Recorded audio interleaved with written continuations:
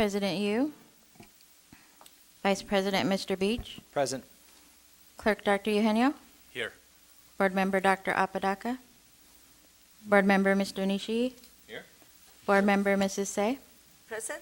Board Member Dr. Rios. Present. Thank you. Thank you, Danielle. All right, report out on closed session items. This evening, we'll be discussing the following items in closed session: public employee discipline, dismissal, release, evaluation, superintendent's evaluation, and 2 matters. Conference with labor negotiator, update on negotiations with ABCFT, AFS-CME, and CSEA. Existing litigation, special education settlement agreement, OAH number 2022-050970. Student discipline, deliberation on 3 student expulsion matters pursuant to Education Code Section 48918, subsection C, subsection 1. Dr. Yenyo, are there any public comments? There are no public comments, Mr. Vice President. All right, may I please get a motion to move to closed session? So moved by Sophia. Eugenio, Second, Ishii. Oh. All those in favor? Aye. Aye. All right, we're moving to closed session. Nice you. No, Chris. Chris will be here later. Yeah, so we'll see.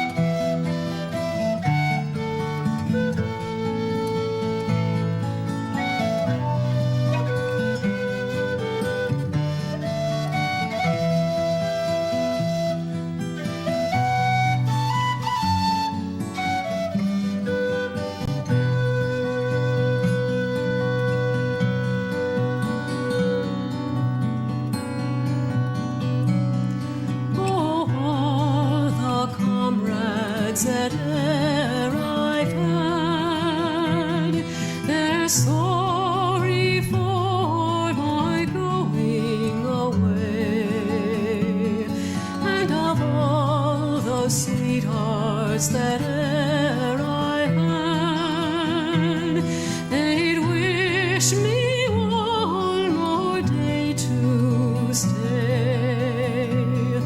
But since it falls into my lot that I should rise and you should not, oh, gently rise and softly call. Good night and God be with you all. So fill to me the parting glass. Good night and God be with you all.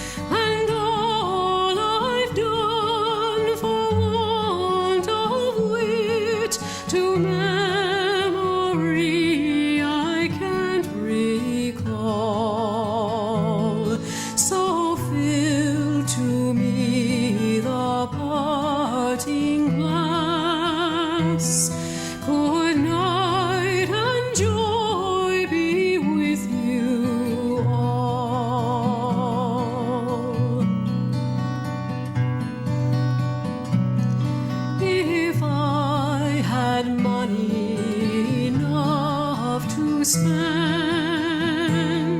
and leisure time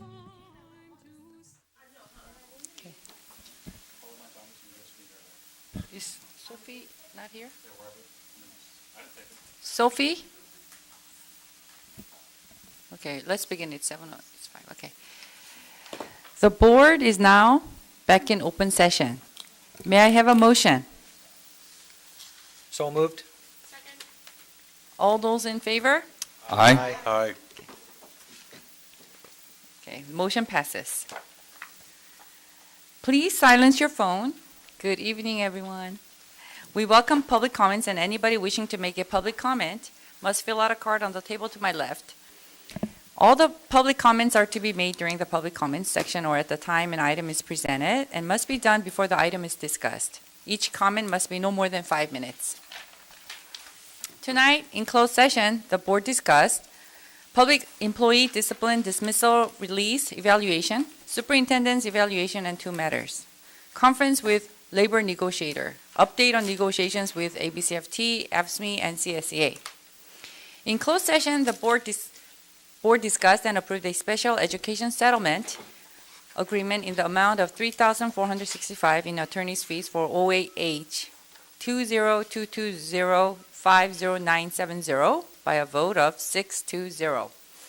May I have a motion and a second based upon the board's review in closed session? The board accepts the stipulated agreement regarding student expulsion number 2122.2 based on violation of Education Code Section 48900A1 and 48900A2. May I have a motion? So moved, Apodaca. Eugenio, second. The board adopts the plan of rehabilitation recommended by the panel. The board sets the first regular board meeting of December 2022 as the date on which the board will review the student for readmission. Ayes in favor, noes against, and abstentions. How many ayes? Aye. Okay, motion passes. May I have a motion and a second based upon the board's review in closed session of the findings of fact and recommendations submitted by the administrative hearing panel. The board accepts the recommendation of the administrative hearing panel to expel student expulsion number 2122.3 based on violation of Education Code 48900A1 and 48900A2. The board adopts the plan of rehabilitation recommended by the panel. The board sets the first regular board meeting of December 2022 as the date on which the board will review the student for readmission. May I have a motion? So moved. Okay. All those in favor? Aye. Okay. 7 ayes. May I have a motion and a second based upon the board's review in a closed session of the findings of fact and recommendations submitted by the administrative hearing panel? The board accepts the recommendation of the administrative hearing panel to expel in student expulsion number 2122.4 based on the violation of Education Code 48900A1 and 48900A2. The board adopts the plan of rehabilitation recommended by the panel. The board sets the first regular board meeting of December 2022 as the date on which the board will review the student for readmission. May I have a motion? So moved, Nishi. Second. All those in favor? Aye. All right, may I ask Dr. Rios to lead us in the pledge? Stand, put your right hand over your heart, ready, begin. I pledge allegiance to the flag of the United States of America and to the republic for which it stands, one nation, under God, indivisible, with liberty and justice for all. Thank you. Okay, tonight we have presentations on Spotlight on Teaching and Learning. Communication Officer, Quarterly Update, Scott Smith.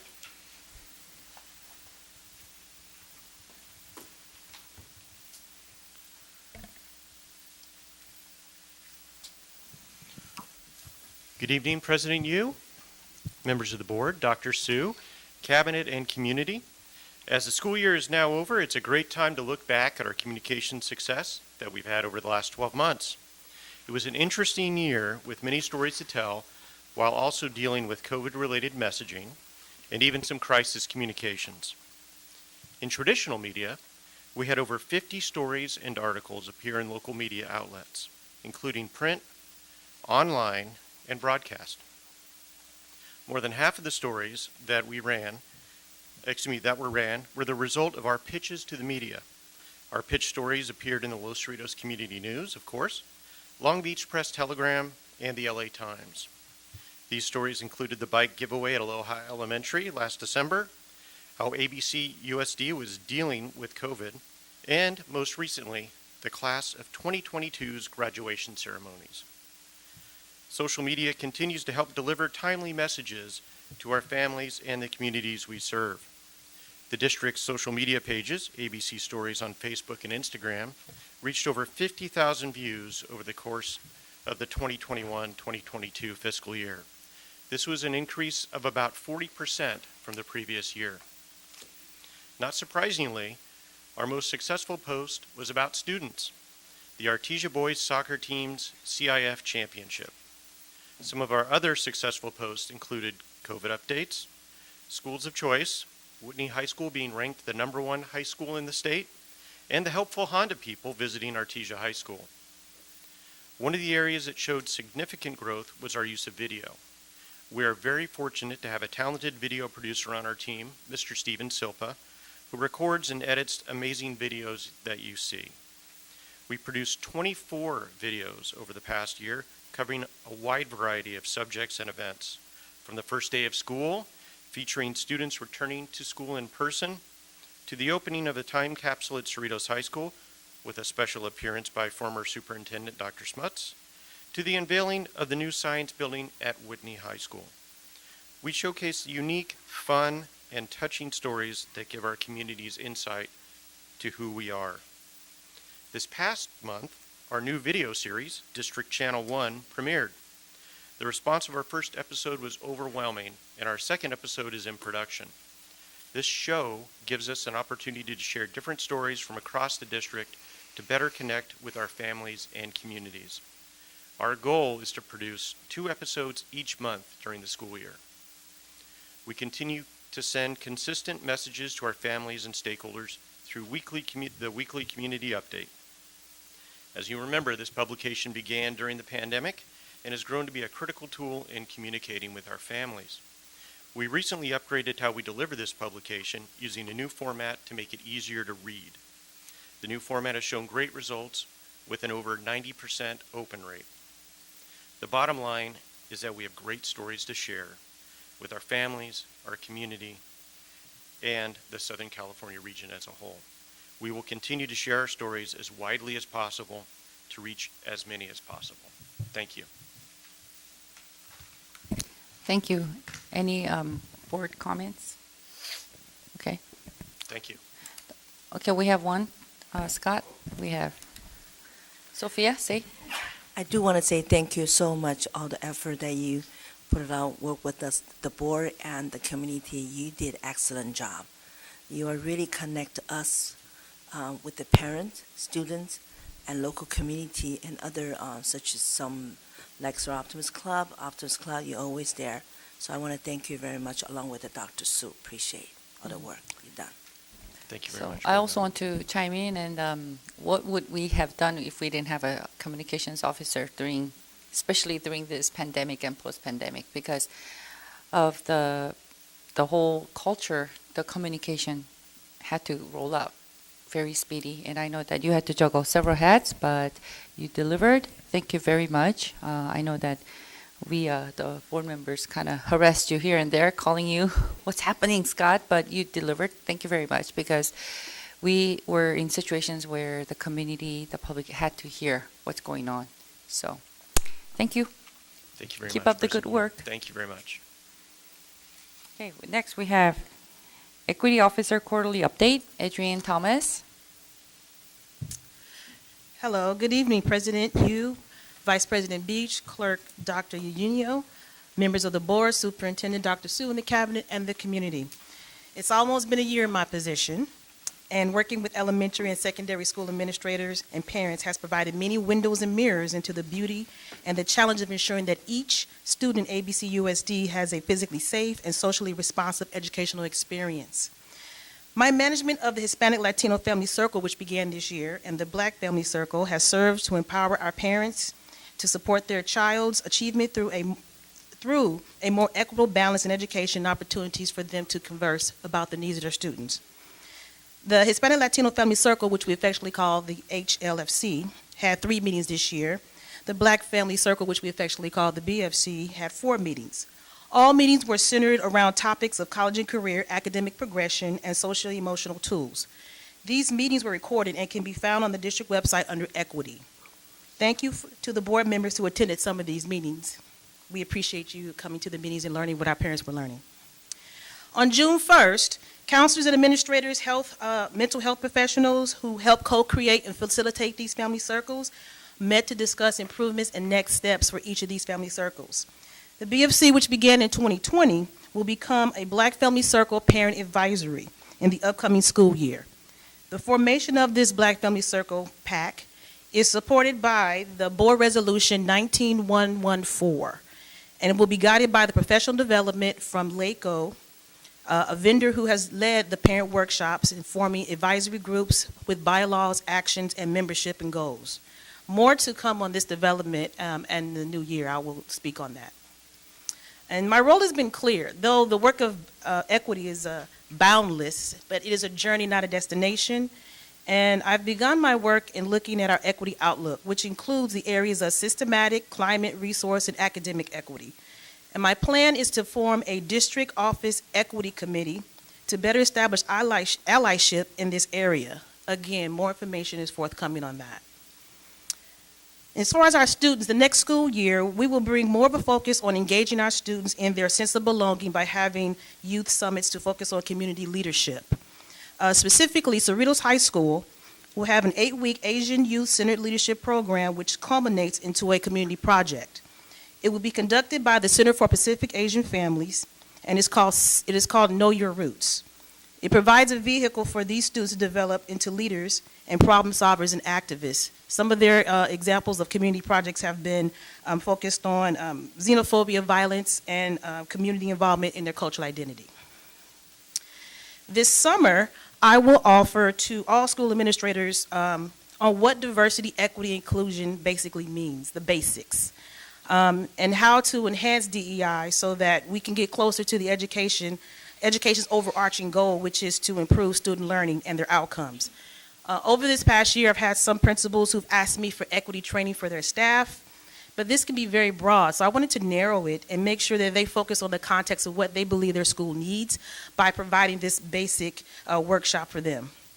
And it's my hope that they will be able to reflect more so on their school context and determine what their staff needs and move forward from there. And then lastly, I thank you for the review of the educational equity statement that was crafted by the Diversity, Unity, Equity Committee. That was created just through our hard work, our shared experiences, and so that we can define and understand what educational equity means. The DO committee was facilitated by me, but guided by literature, which really helped inform our understanding.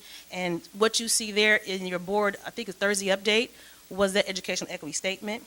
And this draft will be shared with other departments in the district and to help further submit its consideration for our educational equity statement for our district. Thank you. Do we have any board comments or questions? Okay, we have Dr. Rios. First of all, thank you and congratulations on completing your first year in this, what became one of our most difficult years. I really applaud our board for taking such a proactive approach to equity. We know we have a lot of work to do here in the district. We do talk a lot about accountability, and so I'm very, very interested in hearing how your work with the administrators will play out. And, I like to see our schools develop an action plan themselves, maybe have a goal, one goal, that they can focus their efforts on and attaining, because ultimately we want to see improved outcomes and we want to see improved achievement, and we want to see how that ties into your role and how that they're being supported in attaining that goal. And if there is more support that's needed, then we would like to have that communicated to us, of course. But again, we want, this to really play out in a way that brings about improved achievement and positive outcomes across the district. So thank you for all the work that you're doing in those efforts. Thank you. I have a quick Yeah. question. Yes. For when you have the Latino family circle and the Latino community, which is almost 50%, 45, I don't have the 48, exact number, yeah. right? Mhm. I would assume that the parents would need the Spanish. Mhm. Do you have a Spanish speaking staff always present at the family circle? Yes, the Black Family Circle and the Hispanic Latino Family Circle has a alliance. And they are, as I stated, MHPs, counselors. I think we have 2 assistant principals who help facilitate and create that each month that we have it. And we offer translation online. So what happens is on Zoom, they choose the Spanish, and then they go and they hear 80% that person translating the presenters, because we have presenters who are outside of our school district. And that way they're able to also type in the chat something in Spanish if it's a question, and we still respond and we still answer. It hasn't been any of a big issue for us. It's been really great that people know that we have that, and so they do come and they do value that fact that this is for everyone, whether you're Spanish speaking or you identify as Hispanic Latino in our district. It's for all parents. So it's been pretty good. And so when we had that meeting June 1st, that was for us to really hone in what we could do differently to make sure we get more parents involved. Okay, great. I would also like to see some action plans to reach, certain group that really does need additional support, and implementation plan too. Yes, Yeah. and that's the reason for the committees, because I can't Yeah. do it alone. So we have Yeah. to make sure we have all voices involved. All right, Yes. good. Thank you. Thank you. Okay. Okay, next we have, may I have a motion to approve the agenda for the regular meeting of June 21st, 2022? So moved, Apodaca. Eugenio, second. All those in favor? Aye. Aye. Excuse me, Madam President, I Yeah. will be absent the last one. Oh, yes. So I'll be excused for that, Okay, please. thank you. So that will be 6 ayes. Okay. May I have a motion to approve the minutes of the regular meeting of June 6, 2022? So move Nishi as amended. Second. Okay. All those in favor? Aye. Okay. Motion passes. The same one, though. May I have a motion to approve the Excuse minutes me, of the Board President, you say what date is? June 5th? June 6th? June 6th? I was not here either. Is it June 6th? Last board meeting, right? I was not here. Okay. Please So you're excuse going to me. be abstain. You're going to Abstain. abstain, okay. May I have a motion to approve the minutes of the special study session of May 14, 2022? So moved by Sophia. I will abstain, Madam President. I was not present. Okay, Abstain, as well. Apodaca. Second. Abstain, Eugenio. okay. Second? Okay, all those in favor? That will be, can I take roll call?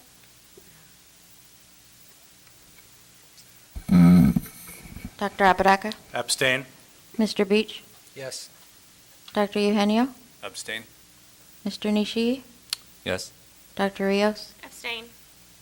Mrs. Say, Yes. Mrs. Yu. Yes. Motion passes 403. May I have a motion to approve the minutes of the special study session of May 14, 2022? I'm sorry. We just did that. Same Okay, one. sorry. Okay. Board President's Report. All right. Well, the June, was it the second week, was all graduation. I started out with Nixon Elementary, then the next day, then the Carmenita Middle School, and Artesia High, Gar High, Cerritos High.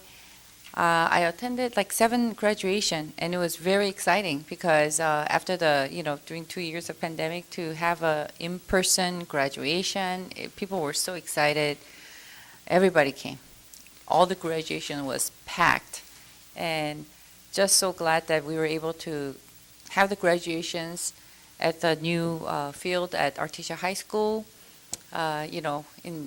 Despite all the renovations happening in few campuses. and glad the parents were served. So, and the students were very happy. So it was an honor to be at the graduations, handing out diplomas. So that is the end of my report. Thank you. Next, we have Superintendent's report. I miss the students, first of all. On Thursday, June the 16th, I attended the Cerritos Regional Chamber of Commerce Awards event. It was held at the Cerritos Center for the Performing Arts in Cerritos. On Monday, June the 20th, I held our weekly meeting with our cabinet members. We almost had every member of our cabinet there that day. Later in the afternoon, I attended the Rotary Club meeting at Garlic and Chives in Artesia with Tuesday staffers following me. I will attend the National Forum to Accelerate Middle Grades Schools to Watch Conference June 23rd through the 25th. 4 of our middle schools will receive their redesignation as schools to watch.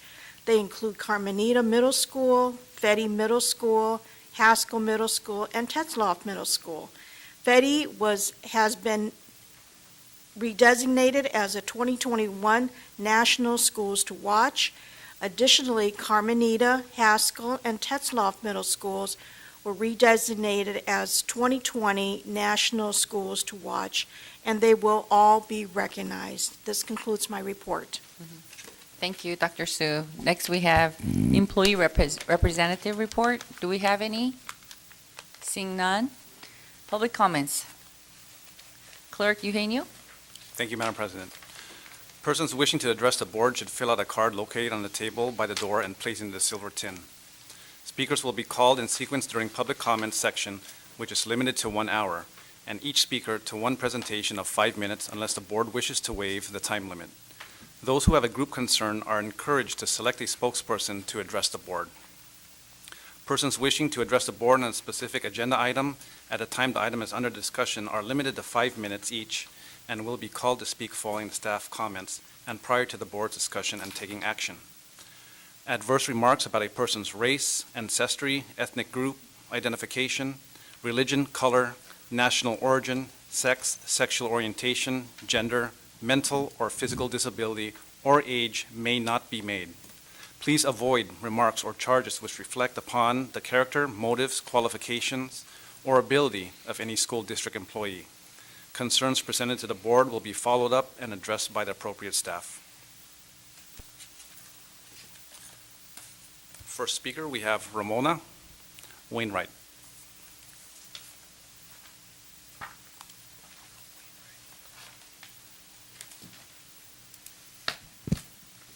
Good evening, board members, Dr. Su.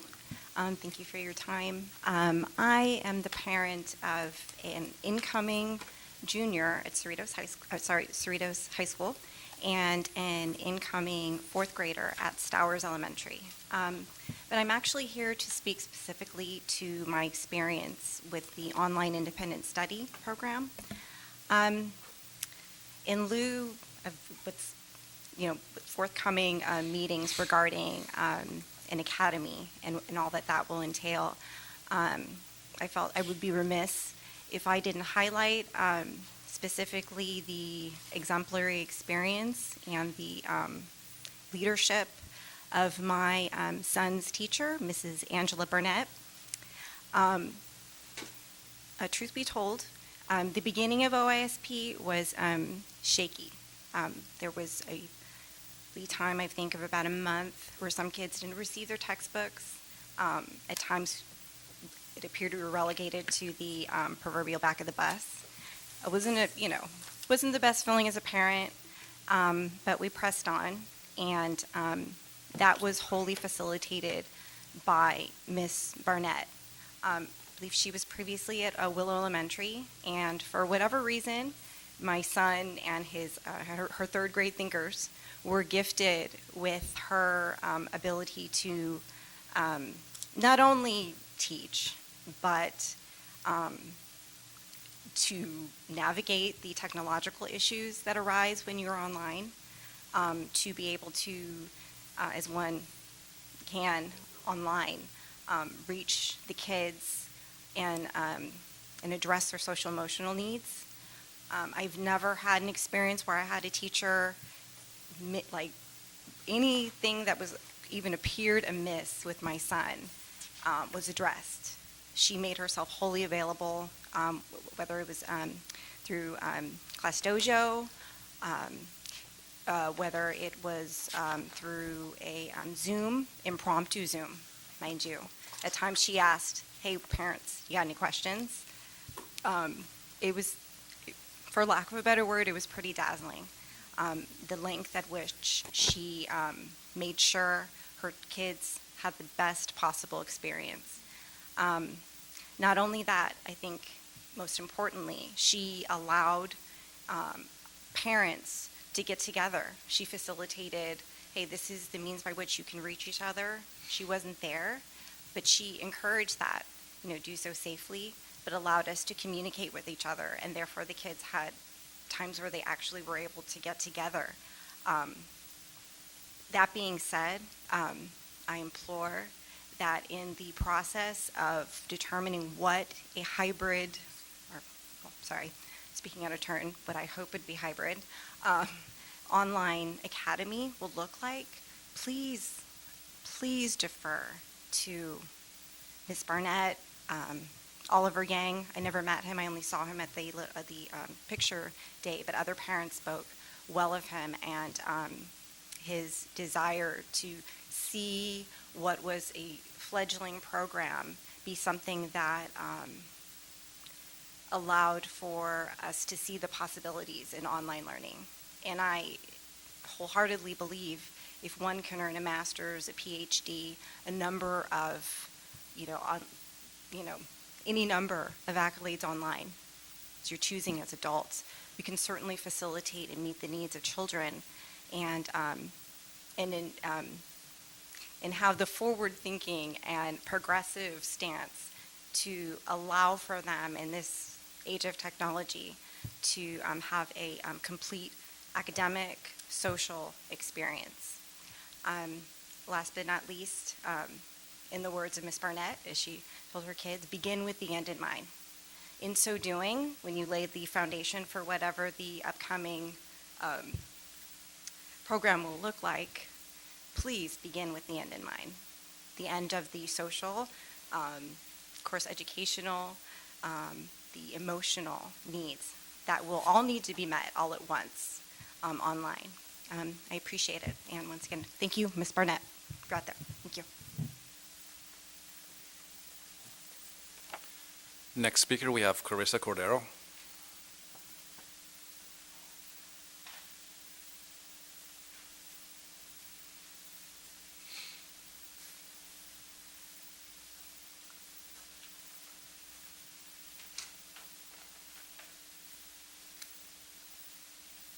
Hello. I'm not quite sure where to begin. Yesterday I received a call from a staff member about the district making big changes to the CHS bell schedule against the wishes of CHS staff and students. That was announced at the end of the school year. So I'm just wondering, why would changes be made to next year's schedule during the summer when students and families have already made plans for classes weeks or months ago? What does that mean for my child who's a senior, who still needs a VAPA credit, along with other mandatory classes? My child has a 504 plan, and part of the meeting was devoted to discussing and choosing classes that would best suit her and her time next year. Was that all for naught? This is really confusing to get this information in the summer from unofficial back channels. To move back on the CHS timeline a little bit, it took quite a bit of effort to decide on whether they're going to have a traditional or block schedule. First, there was a family survey and student survey on the topic. Then the teachers voted on the schedules to decide on traditional schedule. Then decisions were made about classes. Then information came to light to the teachers after they voted that there wouldn't be a 0 or 7th period, causing more confusion. Then staff asked parents to ask the admin to redo the teacher vote about the bell schedule between block and traditional. And the staff voted again, and then CHS decided on a block schedule. And then all this uncertainty during the process caused a lot of stress for students and families, especially kids who still need to make choices about credits, what classes to take and all that. And I'm sure the staff was also feeling this stress and pressure as well. And now in the summer, when families and staff are going on vacation, there's another change to the schedule. And I'm just asking, please stop and let the professionals at Cerritos High School work with the schedule that they picked before the end of summer. It makes no sense 3 minutes. to make the changes in the summer when plans have already been made about next year. Artesia High School's had block schedule for years. So there's a model within the district as to like how to facilitate this. And if there are any problems, why weren't they addressed when the teachers voted the first or second time? So I'm just asking, please stop with the confusion and really be transparent about everything that's happening.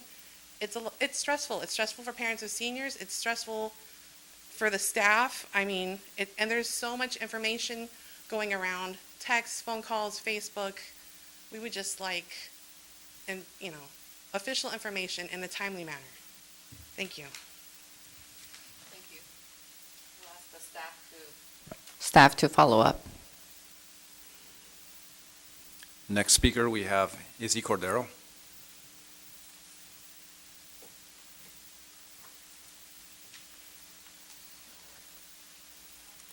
Thank you. Good evening, President Sue, Dr. Sue, members of the board. I'm going to be a senior at Cerritos High School next year, and I was informed that our class schedule was going to be changed again after all the voting that has been done. And what confuses me is why there's going to be more changes to our schedule.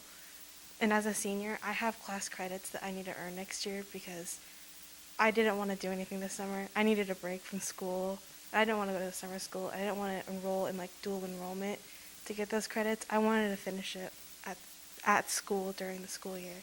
So I was just wondering why this would happen during the summer. Thank you.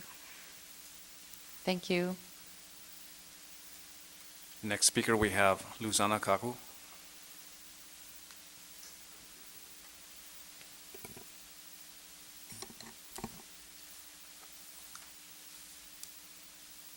Good evening. Yeah, it's the same family. We seem to travel as a pack. Mostly, we work together for the benefit of the kids. The most important thing in the parents' lives and the grandparents' lives is that our grandkids get the education and the help they need. I'm a little confused as to why we're changing things at such a late date. I'm also a grandma that's really lucky that my grandkids like to talk to me.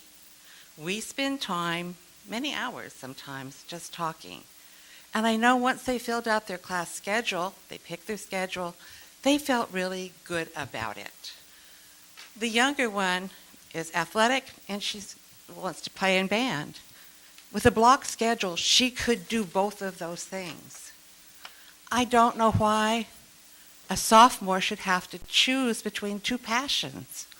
Why isn't there room for them to pursue music and athletics?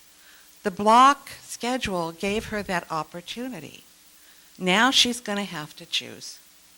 And I think it's a darn shame that she can't do both because she's capable. The older granddaughter needs still the one class. I think the one question I have is, why did we not know that till this year? But she does need that class. And with the block schedule, she could have finished it up at Cerritos High School instead of having to go to high school and then try to find another class somewhere to take it. She should be offered the opportunity to complete that in her school. I'm just kind of confused as to why the block schedule is not going to be implemented, probably too complicated to explain today, and why we're not encouraging students to try as many things as they can. We seem to think at 16 years old they know exactly what they want to be. They need to take science, or they need to take math, or they need to take this. They don't know. Most of them don't. Some of them do. But they should be able to pursue art. They should be able to pursue music. They should be able to try athletics, because all these things will enrich their lives and help their mental health as we move along. If the block schedule offers them the opportunity to try these different things, I would encourage you to offer the block schedule to those kids, if at all possible. Thank you. Thank you. Okay, Chris Apodaca. Thank you, Madam President. I'd like to ask for a clarification from the board president. I don't think I've seen this family here before for public comments, so they might be wondering why it is that we're not responding to them directly. If you could please clarify for them and the public. Thank you, Madam President. By board policy, we are not able to respond directly, but our staff will follow up. Thank you very much. Yeah. Thank you. Thank you. Thank you, Chris. Okay, any? One more. Next speaker, we have Abigail Cordero.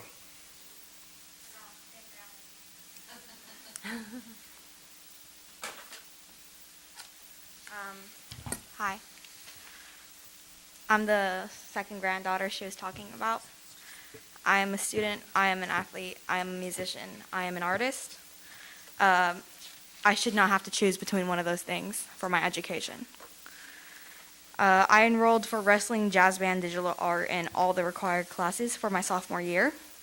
Block schedule allows me to pursue all of those skills that I wish to learn. And last year, we had traditional schedule. And when I tried to take wrestling and jazz band, I had to choose between one of those things. Luckily, my coach helped me, and he said, you can take jazz band and then just come to wrestling after school. However, this year, I became 605 league champion, and I then went to CIF. But I was one match away from going even farther than that. I've just, always stuck in my head to think if I had been put in sixth period, maybe I could have learned more skills that could have allowed me to go beyond that. I shouldn't have to choose between one of those things. I want to be a well-rounded student. I want to succeed in everything that I pursue.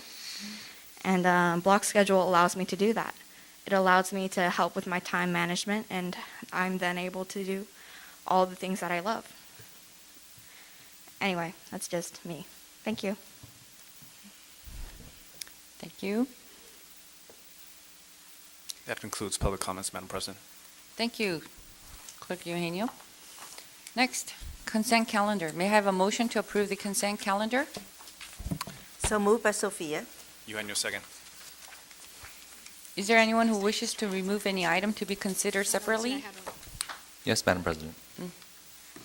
I'd like to remove 2.2, 3.3, 3.4, and 3.10. But also, just really quickly, I don't know if this would be permitted, but I know it's not on the agenda to discuss or respond, and that is our general board policy. But could we have just a minute or so related to some of the time issues regarding the block schedule, or do you want to do that another time? Because there's, obviously school's going to start. Clarification on what the schedule is. Clarification. Clarification on what the schedule is. We would have to hear from the staff, if the staff is ready. Right. Or that's your decision. Or we'll probably prepare and present it on another board meeting. Actually, they already left, so Yeah, that's fine. okay. Never mind. Retract that. Okay. But then 2.2, 3.3, 3.4, and 3.10. Okay. Can I just have questions. interjecting? I think the staff already sent a memo to us already Huh? regarding the block schedule. Staff sent it to us already. It's in. There was a memo. I know. I know that.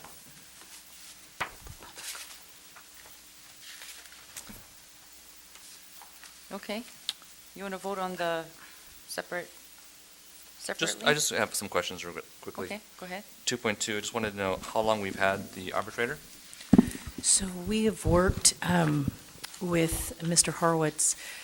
Actually, we've never actually had to go to arbitration, but we've basically looked to have dates with him on and off since 2015.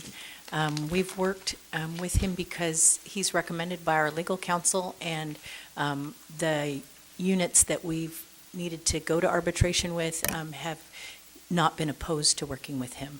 But this is, again, just in case. Okay, thank you. That's all I had for that one. 3.3, Renaissance Learning. What is their success in terms of improved achievement? I know this is just a consent item, and they don't need to rebid on them, but I just like to know. So this program is particularly used as an assessment platform and data analysis forum. That is the main purpose of this platform. This is where our district benchmarks, our STAR reading and STAR math assessments are housed. Teachers can give the assessments through this platform. They can then access reports and conduct data analysis. The platform does give teachers the option to pull down reports on the standards that students need additional help with, and they have the option to use some additional features such as worksheets and the MyOn library access to different reading books that students can improve their reading upon. It is not for example, instructional intervention program per se. It is more of an assessment data warehouse system. Okay, so that's why I was confused, because it says Freckle provides intervention and acceleration for elementary students. Correct. And the intervention acceleration is more in the form of access to reading materials that would help support their improvement in reading comprehension. Okay, so it's a testing mechanism? I'm just trying to comprehend what we're approving. You're right. It's a testing mechanism. So those STAR reading and math benchmark assessments that we give throughout the year at the beginning, middle, and end of the year, they come through this system, which is the Renaissance system. Okay, great. Thank you. 3.4.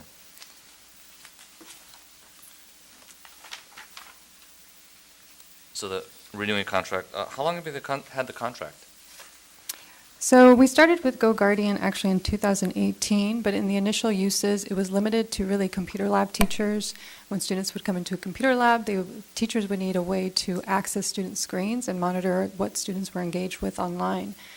Then when the pandemic hit and we were in virtual in the year of 2020-21, we purchased GoGuardian so that all teachers and all administrators in ABC could help support student engagement by monitoring the work that they were doing through the Google ecosystem. I understand what they do. I'm just trying to ask, so how often do we go back out to bid on these particular things? Because this was 4 years and it's a technology contract, right? So maybe there's new things that are out there? Well, we've examined newer features, but this one particularly, even though it connects better with our Google ecosystem, and although it may be a 4-year contract, prior to 2020, this is only the second year that all teachers have been able to use the program. So this is the ending of their second year with the program. So they have not completed 4 years. They've completed only 2 years of really being with the program. Before it was limited in the scope of its use. Okay, so we started in 2018, and then the first 2 years, I guess, or I guess one of those years was pandemic year. 2020. 2020. And then, but before that, we had full usage of that particular? No, limited scope, because we did not need to use it for every single since we were not fully online. Okay, so then we expanded it. Right. And then 2022, now we're renewing it for? For 22-23, for the next year, yes. Okay, thank you. On this note, just want to ask a quick question. Is the response from the teachers, is it pretty positive, this material online support? Yes, it helps to support so that when they're working with students, let's say if you have a classroom of 30 students and you assign them to work on a writing assignment, a teacher can walk around the room to watch them, but also the teacher, if a student is having issues and they're on their computer, the teacher can remotely access the computer through GoGuardian and support students and see what the students are working on and provide support. It's also essential for our online independent study programs, and it's been essential with supporting short-term independent studies as well. Good. Thank you. Okay, I had no further questions. Actually, I'm going to go to track number 3.10. Okay, thank you. Ready to vote? Yes. Okay. Can we vote on it? All those in favor? Aye. Aye. Okay, motion passes. Action item. May I have a motion to approve community member and student appointments to board advisory committees? Dr. Eugenio? Thank you, Madam President. So moved. Oh, I'm sorry. May I have a You need a motion? second. He seconded. Okay, thank you. Thank you, Madam President. My appointee for the School Facilities Declining Enrollment Committee is a resident of Cerritos. His children attend schools in our district. His professional background is in business and finance, and he is also an entrepreneur. It is with great honor to introduce Ashish Gupta as my appointee for the School Facilities Declining Enrollment Committee. Unfortunately, he could not make it tonight, Madam President. Okay, thank you. Next, it's Sue Yu's appointee on the same committee. That's declining enrollment. And my appointee's name is Richard Sioson, who has 2 sons in the district. So, and he is a resident of ABCUSD, 47 years. So he himself went through all the schools at ABC. He's currently an instructor of Southern California Sheet Metal, JATC. And he is a fisherman. He loves fishing with his boat. But lately, he seems to be very involved with his 2 sons and very, have a stake in the community. So unfortunately, he's on a family vacation and he couldn't be with us today, but we'll introduce him on our next board meeting. Thank you. So, can we vote? All those in favor? Aye. Aye. Okay, motion passes. May I have a motion to approve request to adopt the Local Control Accountability Plan, LCAP, and the budget for the 2022-2023 fiscal year? So moved Juan? by Sophia. You had your second. Okay. Tuan? Thank you, Board President Yu.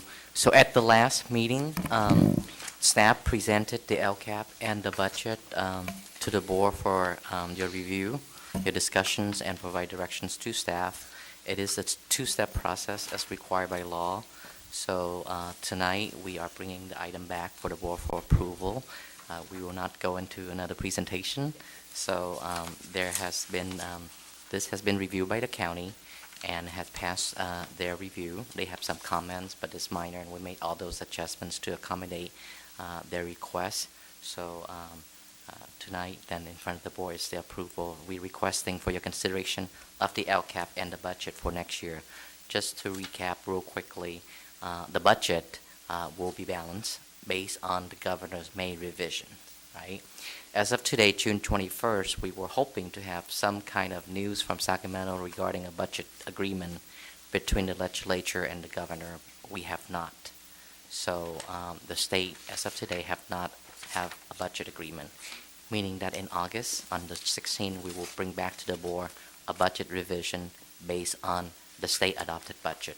This information tonight is only based on the May revisions, but it is balanced, and we believe, and I certify that it meets all the board policies, the legal guidelines, and the governor's May revisions. So that's our recommendation to the boards for adoption of the LCAP and the budget. Thank you. Do we have any public comments? There are no public comments, Madam President. Any discussion? We have Dr. Rios. I know we had a lot of discussion, but I just want to reiterate that we get, and we have been getting more money than expected. I would like to see that money prioritized to serving students directly. We've been hearing about issues related to, again, this was the hardest year ever, I think, and we all survived it.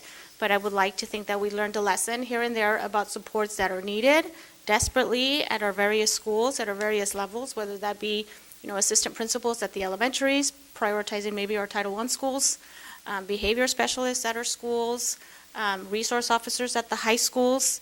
Again, we talked a lot about counselors, reducing the ratios. So again, I would really like to see any money whatsoever, again, directly go back into supporting our students and our staff. Thank you. Next, we have Vice President Brad Beach. Thank you, Madam President. Just a really quick statement. I've started to hear federal discussions about taking money back from local entities and school districts throughout the country that haven't spent it. I'm not sure if there's any traction gaining on that, but I certainly feel if we can spend any monies on safety or mental health professionals, we start using more of that money to help our kids. Thank you. Thank you. They are talking about the ESSER funds, and we have quarterly and annual reports to the state and the Fed, and we are full in compliance. We are on track to spend down all that money. Okay, thank you. Any other comments or questions? Tuan, since there is a surplus of tax are we going to explore to see if we can grab some of those applied for grants or, different projects throughout our district to grab some of those extra funds that we can bring to our district? Yes, definitely. Once we have an adopted state budget, we will go after any grants available to support our students and our schools, from teacher training to community schools to teacher track, again, back to teacher, and support for student mental health. And we will focus on that and safety. As I mentioned in the last meeting, the themes for next year or this coming year will be safety for student and staff, mental health support for student and staff, and academic intervention for students and staff. So, And we can also use the declining enrollment use it creatively too. Projects, so, okay, just throwing that in there. Okay, so seeing no further questions or discussions, all those in favor? Aye. Okay, motion passes. 2.9A, may I have a motion to approve the memorandum of understanding between the Board of Education and the ABC Federation of Teachers, Local 2317, California Federation of Teachers, American Federation of Teachers, AFL-CIO, amending Article 5. Academic Freedom, Rights of Citizenship, Article 8, Duty Day, Article 9, Class Size, Caseload, Article 12, Safety Conditions, Article 15, Evaluation Procedures, Article 20, Leaves of Absence, and Article 24, Miscellaneous. May I have a motion? So moved by Sophia. You're in your second. Okay, Dr. Zidlo? Good evening, thank you. This is part of the work that we've been doing with ABCFT as we are going through a full review of their contract to get a successor agreement. And so these are the first sections that we've worked on, and we're continuing to work, but we wanted to get those pieces approved this evening. Thank you. Any public comments? There are no public comments, Madam President. Discussion, we have Ernie Nishi.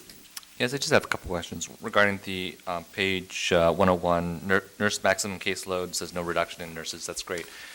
Did we increase the nurses or have more nurses? Are we staying the same? What is the status with related to that? So we have continued to maintain our staffing of nurses. We are at 13.5 nurses district-wide. We are looking to add another nurse as we add our after-school programs. In the local area, we do have the most nurses in our school district. We have the most nurses. Okay, great. All right. Second question related to next page 102, child development permit will attain permanency. Is that like tenure? So it's different when you're in different places. They have permanency, and actually, this isn't something new. It's just the law and how we enact the law. But ABCFT has asked that we begin to put some of these pieces into their contract to help their members understand how things work when they're hired in, when you become permanent in a district. So it's not tenure, but what is it? It's very is it it's very civil similar. service rules? Is it like Permanency, tenure, status for adult school, all are the same. They mean that you are permanent with the district. It's just different words used with different groups based on the classification, if you will. Child development is permanent. TK through 12 is tenure. Adult school is status. It's just semantics. okay, just semantics for the kind of like the word tenure. Correct. And so, and that would mean civil service rules would apply. That would mean if somebody wanted to give a certain discipline, that would also be part of that process as well, correct? So anything that would happen with an employee that would require any kind of discipline would follow board policy and the rules of labor code and how you enact that, and ed code, depending. So child development permit teachers, just their permit is a little different than a K-12 credential, different than a CTE credential, different than an adult school credential. Okay, thank you. That's it. Thank you. Next, we have Board Member Dr. Chris Apodaca. Thank you, Madam President. Dr. Zietlow, so you mentioned, and this is building on Board Member Nishi's question, with regards to having most nurses in the area. I don't think it's appropriate to discuss or go into it because of what the nature of the item is, but would it be possible for us in Thursday notes to get what the recommended amount is? We might have the most, but are we meeting, or are we the amount? I mean, you don't have to answer now, but can we get something for the rest of the board as to what really staffing should be recommended at, or what it should be? And I bring that up because not too long ago, we had, we had the wellness coordinator spread out over several schools, and that wasn't enough. And now we have one at every school and two in the high schools. So nurse-wise, can you get us something that tells us what the recommended or the appropriate amount would be for an LEA our size? Yes, I can work with Dr. Chavez, who's over our nurses, and we can work together that. Thank you. Absolutely. Thank you, Madam President. Thank you. Okay. Seeing no other questions, discussion, all those in favor? Aye. Aye. Okay, motion passes. 2.10-A. May I have a motion to approve the memorandum of understanding between the Board of Education and the ABC Federation of Teachers, Local 2317, California Federation of Teachers, American Federation of Teachers, AFL-CIO, regarding elementary virtual school and online independent study program, OISP, secondary program for the 2022-2023 school year. So moved. Second, Nishi. Dr. Zillo? Thank you. So we also worked with ABCFT in setting the parameters for opening of an ABC Virtual Academy, as well as continuing with our secondary OISP program that we started this year. The intention is to get the elementary portion established and work with our union partners in exploring and developing what a virtual site would look like for our 7th through 12th grade students. And so we are bringing forward to you the language that we agreed upon. And really what we were looking to do on the virtual academy side was really mirror the instructional minutes and the day as it would be in person. And then with the online independent study, looking to continue to follow the guidelines of AB 130 as they're laid out for independent study programs as we develop a new program for our 7 through 12. Any public comments? There are no public comments, Madam President. Board discussion, we have Vice President Brad Beach. Thank you, Madam President. I'll just say briefly, I'm really glad to see this item on the agenda. When I first got on the board, I suggested that we do something like this for the families that really wanted it, and maybe even to recruit some additional students in. So thank you very much for all the hard work. Next, we have Board Member Ernie Nishi. Yes, and this is the rare time I'm not going to say a question, but rather say thank you very much for this particular program, because I do think this is a good way forward. Finally, we're going to actually learn something from this pandemic, and the next generation of kids are going to be learning an entirely different way. For ABC to be ahead of the game and figure out how to attract these new students. Just like somebody said, we can get a PhD online. Why can't we go through ABC the same way? Kids learn at different ways, different rates, and making sure that they have the maximum amount of instructional time, as Vice President Beach noted. I think that's great, and thank you very much. That's it. Thank you.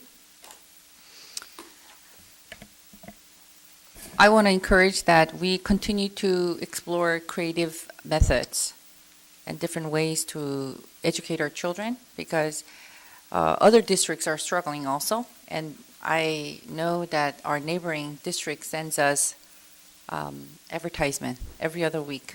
So, we can definitely do better. We are doing better.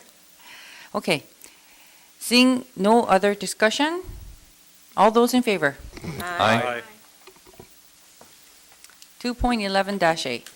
May I have a motion to approve the new job classification, job description, and range for Head Start Mental Health Disabilities Coordinator? So moved by Sophia. Eugenio, second. Dr. Zillo. Thank you. This new position is something that LACO has recommended to our Head Start program. We worked with them prior to bringing it to the board as to what that would look like.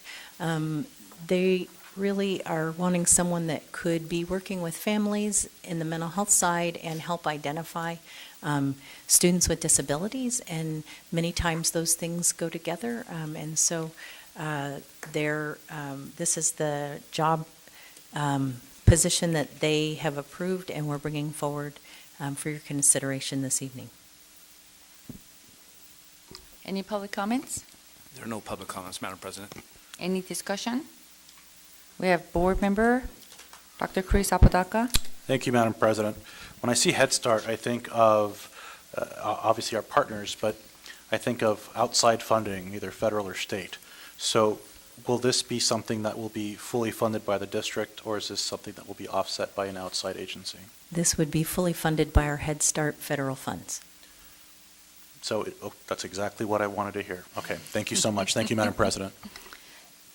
Thank you. Next, we have board member Ernie Nishi. And just to make sure, the question, you know what the question is practically, how much? Sorry. What is that rate? What does it mean? I apologize. It's range 22. It's range Yes. 22, which means, Well, Twan would probably know. Come on, Twan.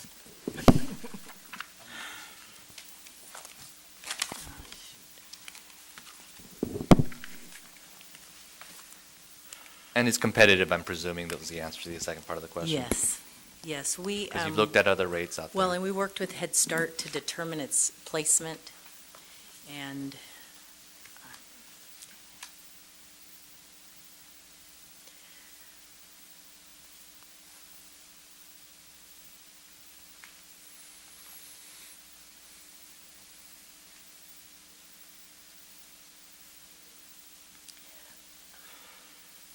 sorry.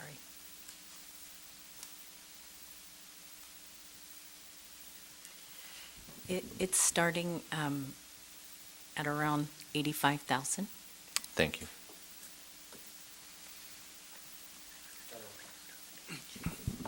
Okay. Still none. Seeing no further questions, all those in favor? Aye. Okay, motion passes. 3.21A, may I have a motion to approve request to adopt the textbook titled Automotive Chassis Systems, 8th edition, published by Pearson for the 2022-2023 school year? So moved, Apodaca. Second. Any public comments? There are no public comments, Madam President. Any discussion? Seeing none, all those in favor? Aye. Aye. Okay, motion passes. 3.22-A, may I have a motion to approve request to establish the heating, ventilation, and air conditioning program pathway at ABC Adult Schools, Cuesta Campus, beginning the 2022-2023 school year? So moved, Beach. Second. Okay. Any public comments? There are no public comments, Madam Any President. discussion? Ernie Nishi? I just want to say another thank you for this idea and program. I know that it costs a lot of money for heating, ventilation, and air conditioning because I've had to pay for it. This is a great career pathway and creative, and I'm glad our district, our adult school is offering it. So thank you. That's it, Madam President. Thank you. Oops. Seeing no other question, all those in favor? Aye. Okay, motion passes. 3.23-A. May I have a motion to approve middle school courses titled English Language Development, ELD 1 MS, ELD 2 MS, ELD 3 MS, and ELD 1 and 2 Enrichment, Strength and Conditioning, and Science and Engineering Practicum? May I have a motion? So moved, Apodaca. You and your second. Any public comments? There are no public comments, Madam President. Any discussion? Seeing none? Is there going to be a report on it? No? No report? No. Okay. Any discussion? Seeing none, all those in favor? Aye. Okay, motion passes. 3.24-A. May I have a motion to approve elective course titled Advanced String Orchestra MS, Advanced String Orchestra HS, Law Practicum, and Model United Nations Novice Independent Study, MUN Novice IS, to begin at Whitney High School in the fall of 2022-2023 school year? So moved, Beach. You and your second. Any public comments? There are no public comments, Madam President. Any discussion? If not, all those in favor? Aye. Motion passes. 3.25-A.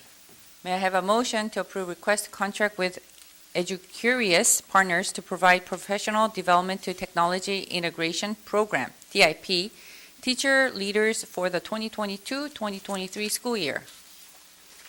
Motion approved, Eugenio. Second, Apodaca. Any public comments? There are no public comments, Madam President. Any discussion? We have Board Member Nishi. So I understand we don't have to do an RFP regarding this, but I'm sure there was some additional research, so I'd like to know what that research was related to competitive programs that are out there, why this one was specifically chosen, and things like that. Thank you. Thank you for that. And first, let me point out that there was an omission from the board item and that we did not include that information, so I apologize for that. But the Future Ready Schools Leadership Collaborative was another organization that was examined in comparison with this one. EduCurious was chosen because of the ability to actually implement instructional practices and provide immersive professional learning that was customized to the needs of ABC. A lot of the other programs, although they may be a little less expensive, also are not able to customize in the way that our district needs. And since we have a variety of technology needs across the district, particularly when it comes to project-based curriculum and the way that we approach professional learning for our school sites, which is that we're very site-based, right? We provide the needs at our sites as needed. And so that is why EduCurious came out on top as the preferred program for ABC Unified. Okay. Seeing no further question, one more. We have Board Member Dr. Chris Apodaca. Thank you, Madam President. If it's okay with the rest of the board, if I can get a consensus, anything that has to do, even though it's not subject to RFP, can we make it policy or best practice to include the other organizations that we either looked at or examined before making the recommendation to the board, just so we still have that comparison? That's all I have. Thank you, Madam President. Thank you. Okay. Second that. All right. Okay, very good suggestion. All those in favor? Aye. The motion passes. 3.26-A. May I have a motion to approve request to submit an application to the California Department of Education for ABC Virtual Academy to be established as an alternative schools of choice, ASOC, beginning the 2022-2023 school year? So moved, Nishi. Second. Okay, thank you. Mrs. Castro.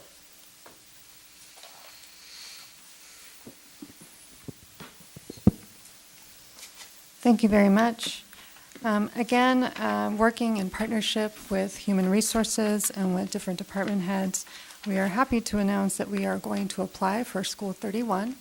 School 31 is to be a virtual academy, and so this presentation will provide you the details of what we will be providing to the CDE in the application, as well as give you some information on an update on OISP programs that are coming for next year and our plans for the future. So as we're preparing to see this, finally the PowerPoint come up on the screen.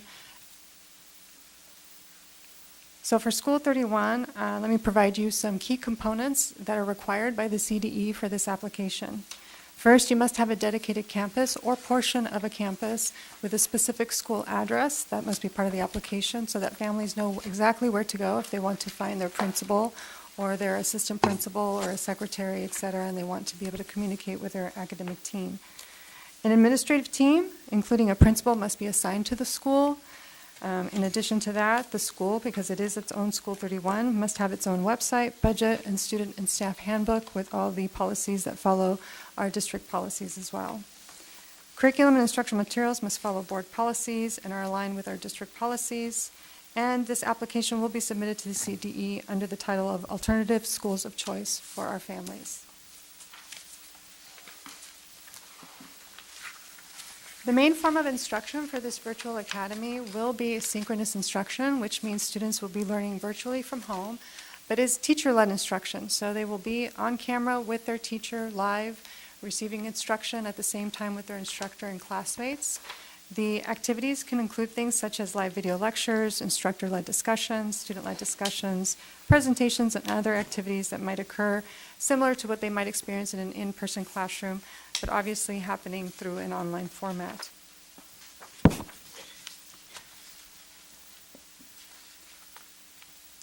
In accordance with the required instructional minutes and components, students in TK to 6 will receive 302 instructional minutes, which is the same as our in-person schooling. They will use all the district-adopted materials and pacing.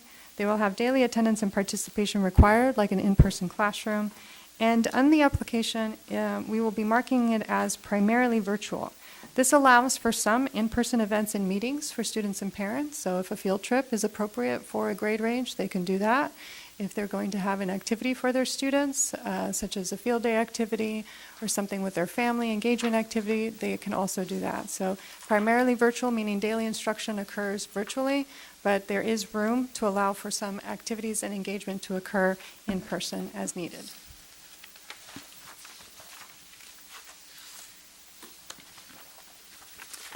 This provides you with a sample schedule for transitional kindergarten and kindergarten. You can see in the green is the synchronous time that would be happening for students. The school would begin at 8:30. And you could see that we would follow the same guidelines as we do in person with English language arts and ELD, math, English language development, our foundational skills, small group instruction, and science and history, social science, or health. And then in the yellow, you see the asynchronous time, which would be PE, additional instructional practice, some additional practice for math, art, music, and other items as well. So this, again, is a sample schedule, and it mirrors similar to the experiences our students have had before with virtual learning. As you had said before, we had a lot of learning from that virtual time, myself as a parent, of what worked and what didn't work, and so we tried to take the best of those experiences and put that together in the schedule that you see before you. Similarly, you see here the sample schedule for 1st to 6th grade. Again, you see the synchronous activity time, which is direct instruction with their teacher, and you see that here in the green. Students, again, would be doing social emotional learning in their opening, English language arts, math, science, or history, social science, or health, designated ELD as needed, or small group instruction, and then asynchronous time being provided in the afternoon. As a reminder, before I move on to secondary, for those asynchronous activity times, because we are applying for primarily virtual, students who are interested in band or other such activities could still participate, and we can make accommodations to make sure that students may be able to meet with their band teacher as needed, possibly in person, not on a daily basis, but again, just like field trip and other engagement activities could occur during the instructional time. Now for ABC Secondary School, at the moment we are only applying for a virtual academy for elementary school with the goal of eventually adding the secondary, middle school, and high school years. So for this next year, we will continue with secondary OISP as we have had it in this last year. But thanks to our partnership with our union, we were able to ensure that our students have a little bit more instructional time with their teachers. So you can see here that we still have the time-valued assignments that are part of independent studies with 300 minutes for grades 7 through 8 and 360 minutes for grades 9 through 12, which is required. But last year we had class periods that were 40 minutes, and this year they are 50 minutes. Last year we had a 10-minute homeroom. This year we have a 15-minute homeroom. And students had 2 30-minute office hours in the previous year. This year they have 2 office hours, 45 minutes in length. So secondary students now have more opportunities to spend time with their teacher online, to receive support, and to feel part and feel connected to that secondary school environment that they're a part of. I always like to say this is the most complicated schedule in the world. But this schedule is attempting to show you the synchronous time, the time that they would actually see their teachers on Tuesday, Thursday, Wednesday, Friday. The asynchronous time, or the time-valued assignments, per the independent study guidelines that you see there in the afternoon. So in the green, they're actually not with the teacher, they're working on their assignments, and that is how we take attendance, is by students completing and turning in their time-valued assignments. The time with the teacher is to make sure students are understanding the content and are meeting their goals in terms of standards achievement and academic achievement.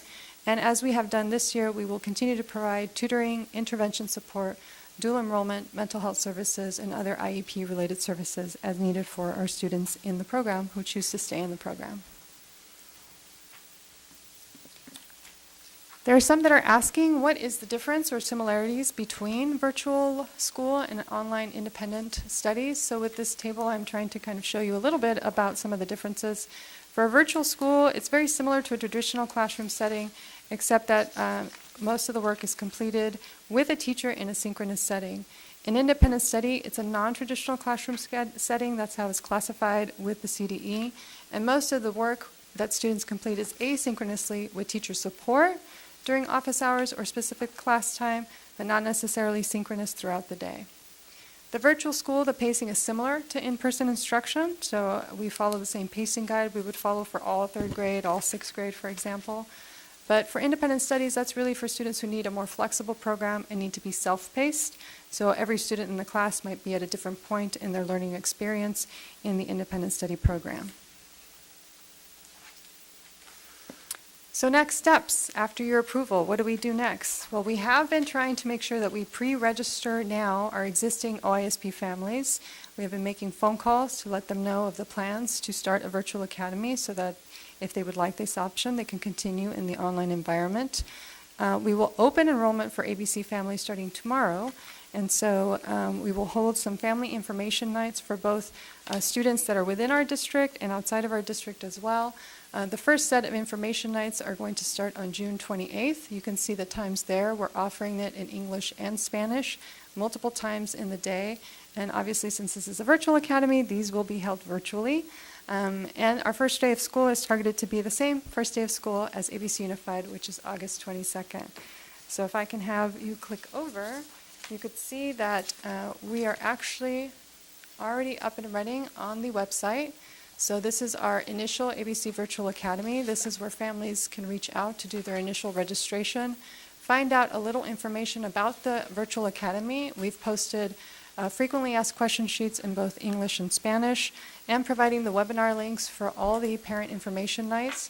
And if they have more questions, we've set up an email address at abc.virtualacademy@abcusd.us. Thank you very much. Thank you.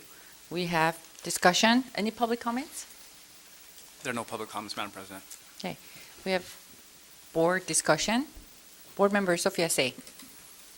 Hey, Carol, just a quick question. Compare your first to sixth grade, from kindergarten and first to sixth grade and then secondary school. In general speaking, in the education, we normally say 15 minutes and then have the 10 minutes recess. When I look in your kindergarten, you give 45 minutes or 20 minutes classes. But when you give the first to sixth grade, you give it 70 minutes on one class, which is, if you can look at the sample schedule first to sixth grade, if you look at 8:50 to 10, it's 70 minutes on English language art. To me, that's too long, though, attention span on this first to sixth grade. When you look at the back on the secondary, you put down class period of 15 minutes. So 70 minutes is quite long, though, for this age kids. I'm a teacher university. We only give 15 minutes and we give a break. So remember that this actually mirrors exactly what they do in the current classroom setting. So right now, students in person, they receive 70 minutes of English language arts instruction. The teachers do understand that that's a long period of time, and so they vary the activities. They may be reading for 15 minutes, and then they switch into small group instruction and do some other activities. They may do group work, they may do presentations. So within that 70 minutes, it is focused on that topic, but they vary and differentiate the activities based on what students need and what the lessons call for that day. So the 70-minute, yes, it's a long period of block, but that is exactly the same amount of time that we do in person, and that is what we're recommending for virtual. So you're telling me the secondary, the 15 minutes, the instruction time actually is not 100% instruction time. They also have other activity going on there too, right? Remember that for the secondary program, that is the online independent studies program, so it's a different type of program. That does not mirror exactly what happens in the school day because that is self-paced. So some of our students come in and they've been advancing in their coursework, and so they may just have a few questions for the teacher based on some of the reading that they've been assigned or the work they've been doing independently. That's different from the virtual environment where they're working alongside with their teacher, the teacher's reading with them, asking them to go into breakout rooms to work together, whereas in the independent study, it's much more individualized. It's about what students need and the pace that they're individually moving at. I didn't know we have our school first to sixth grade. We're giving 70 minutes because according to the study, actually, 15 minutes study attention span for little ages, sometimes even more than kids just won't, the attention span just kind of lost it gradually. But I respect you're a content expert, but I'm just giving you a little heads up on the study has demonstrated it wasn't good. Right. We do stay up to date with all of that literature and studies, and we work with our teachers to make sure that kids are being given mental breaks throughout that time, whether they're in person or virtual. They do stretch breaks. Sometimes the teacher calls their attention, depending on the age and the appropriateness of it. They might do a little physical movement activity. They might watch a video. So the variety, as long as you're shifting into the type of activity you're doing and you're not standing in front of the students for 70 minutes talking at them, that's where you're going to lose their focus. So yeah, we use that research to help support our instructional, professional learning for our teachers. Okay. Yeah, thank you. We have Vice President Brad Beach. Thank you, Madam President. I first wanted to thank Ms. Castro and her staff for this excellent report. I know you put it together in a relatively short time period. I thought it was well done. I want to commend you for that. I'd like to say to our parents that many studies show that in-person instruction generally provides the best education for your children. And having said that, I'm glad we're offering this for those families that want it, but please make this decision the best you can for your families. And I'd also like to say that Ernie and I and this entire board fought for as many minutes as we could get during the hybrid model, and it's nice to see equity, equality, and equal minutes for our children in this program. I appreciate it. Thank you. Thank you. Next, we have Board Member Ernie Nishi. I'm just going to dovetail on that. So yes, I'm glad that we are maximizing the instructional time. And I understand it's not all going to be on a lecture for 60 minutes. It's going to be different various things to the teacher's discretion to make sure that it's something that the teacher's looking over. It's not 60 minutes of screen time. I think it's 60 minutes of various different activities. So that's great. I appreciate that. Surveys and customer interest. So you must have done surveys and determination as to how popular this will be. And have you done any marketing outside of our district? What is our marketing budget related to this? Well, after this approval, we will begin our marketing process. We did conduct surveys of our current online independent studies families, and we looked also at data at the consistency, because remember in the original law, students could move in and out fluidly from the program from in-person to virtual. So we looked at what was the number that was consistent throughout the year, regardless of the movement. And we generally had about 250 consistently in the program for TK to 6. And in our response rate, we had about 70% respond to our survey that they would be willing to enroll in a virtual academy. That was just a preliminary survey. So we felt we had strong numbers and strong enough interest from just our OISP families, not to mention the interest that might come from other families in our district or from families outside our district, to go ahead and move forward with implementing School 31. So is this actually superior to what we offered this year? Well, not superior. That's a wrong word. It's different than what we offered this year. So are there more advantages? I'm trying to think of what are the advantages of doing this online school rather than just showing up to school? So because we now have, it's its own school with its own budget, the school can actually start to work together on creating a community approach, right? And so the school administrators can work with teachers to create a theme, a mascot, a name for the school. They can work on a process for, field trips. Grade levels can collaborate. Because they'll be on a physical campus with other teachers, they can also collaborate with the in-person teachers to make sure that what's happening in the virtual academy aligns with our in-person instruction.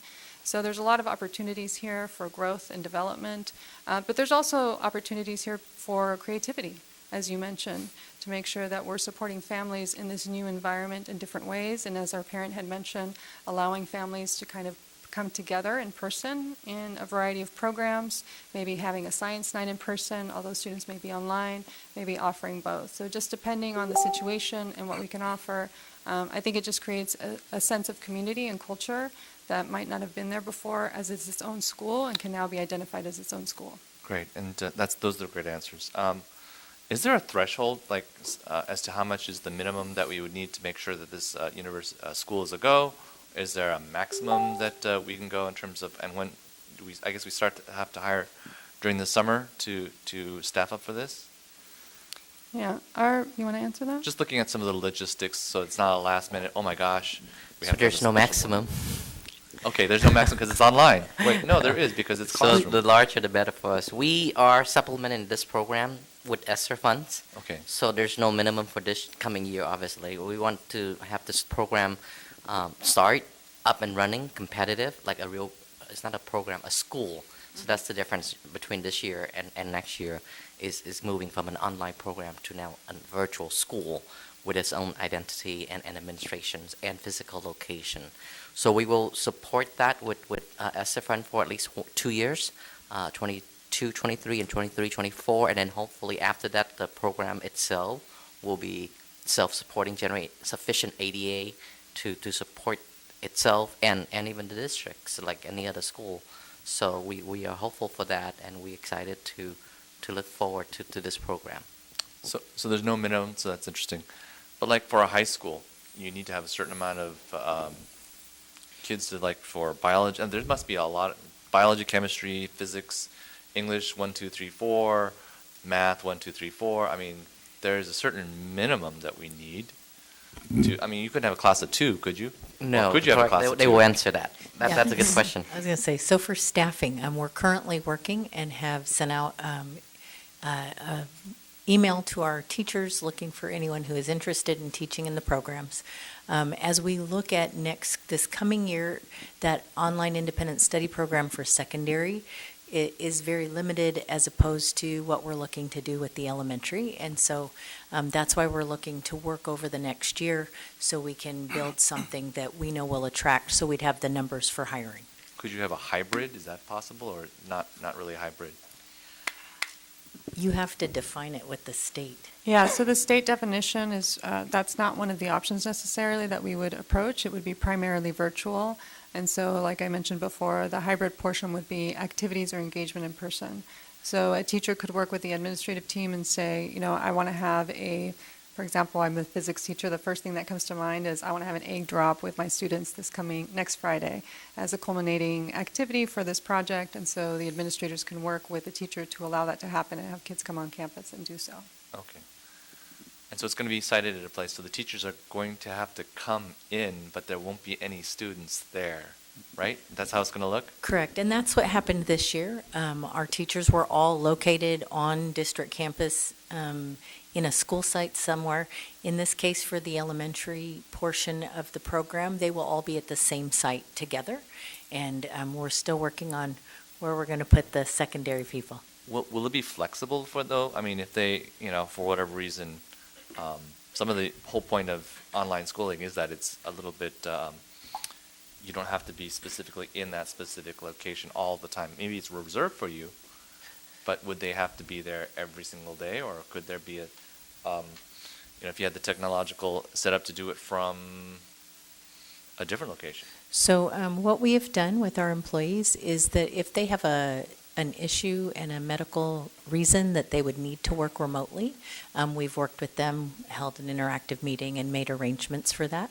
Most of our staff, though, have been good to work out of a setting. It's set up for them. It will have the computers they need, the board behind them they need, all of the pieces and features. Okay, thank you. These are great, just, filling in the pieces and blanks of what it is. So thank you very much. This is going to be a great program. I look forward to having this strengthen and enrich our full school district. That's it. Next, we have Board Member Dr. Chris Apodaca. Thank you, Madam President.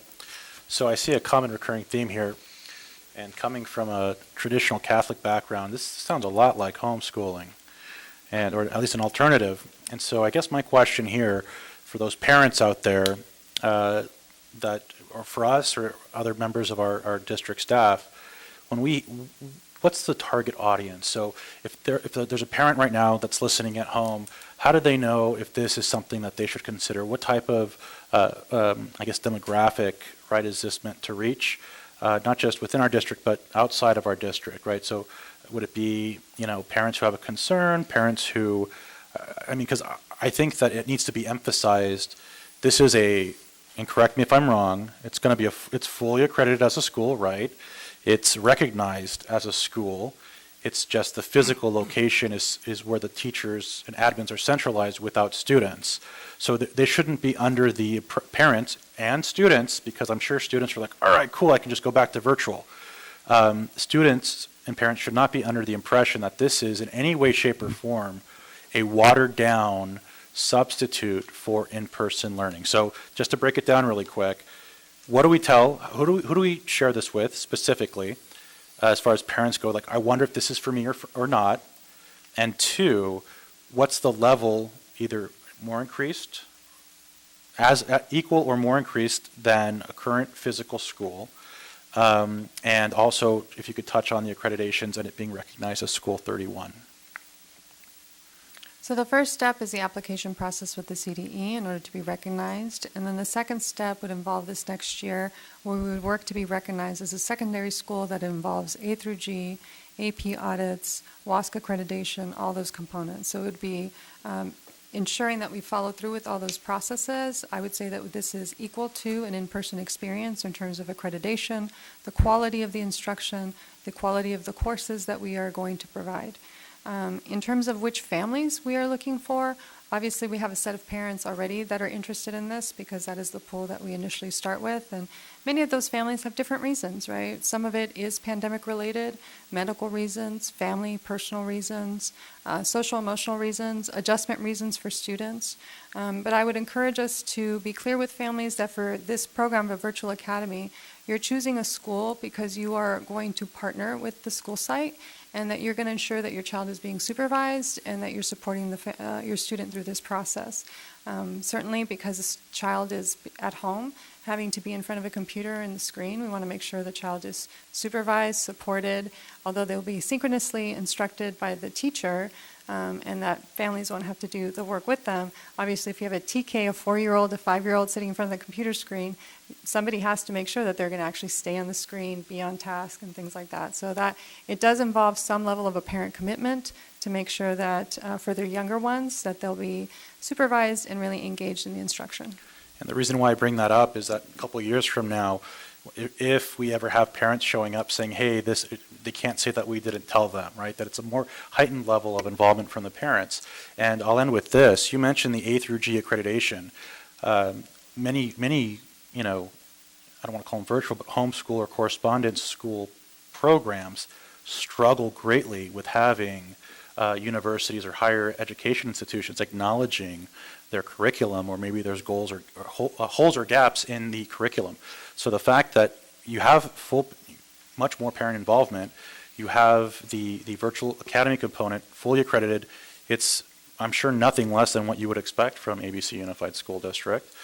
And to have that caliber and delivered as another option, I think it's great. So thank you for all the hard work that you've done on this, and I look forward to seeing the results and the feedback from the community. Thank you, Madam President. Thank you. Next, we have Board Clerk, Dr. Michael Eugenio. Thank you, Madam President. Ms. Castro, will these students be given the opportunity to take part in extracurricular activities such as band?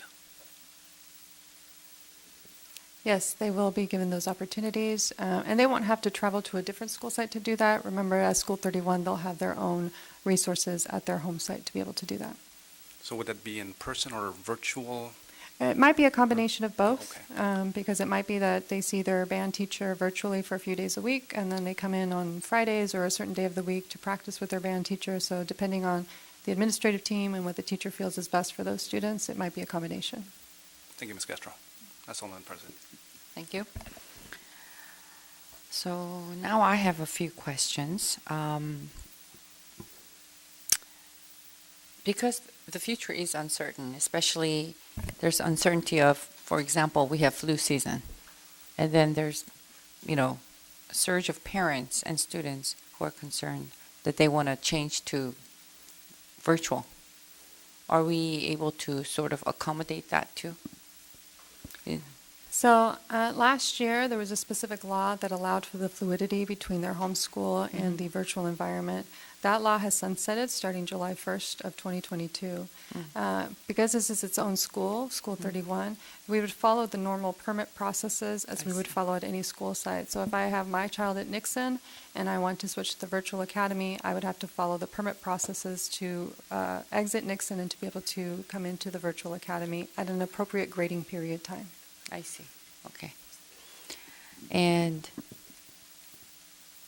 how many students do we project this year, 22-23? Well, as of today, just our preliminary numbers from pre-registration, we are at about 100 for TK to 6 at this moment, which is a good sign because we haven't opened up the registration yet.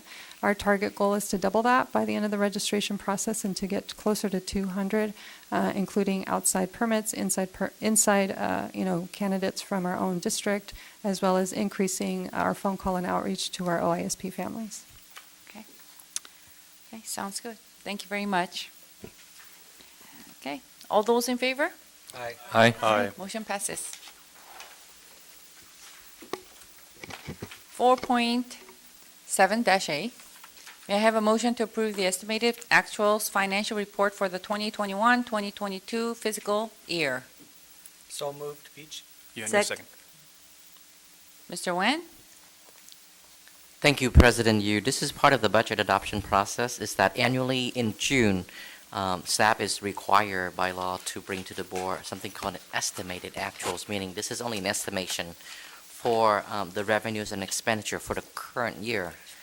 So we still have 9 days to go, of course, plus the July and August accrual process. So that's why in September we will bring to you something called the actual, not an estimated.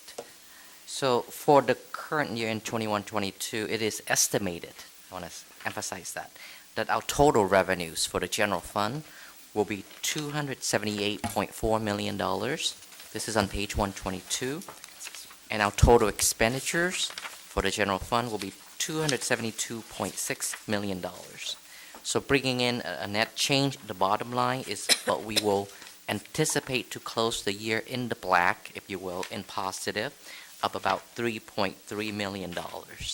So this will bring our total ending fund balance to $57.2 million. And as I mentioned to you, about 25.1 of that is unrestricted. The board has full control of that money, and 32.1 is restricted. So that those are the grants we just mentioned, the ELOC, the ELOP, the ESSER, so all those federal and state grants that eventually we will have to spend down all that money.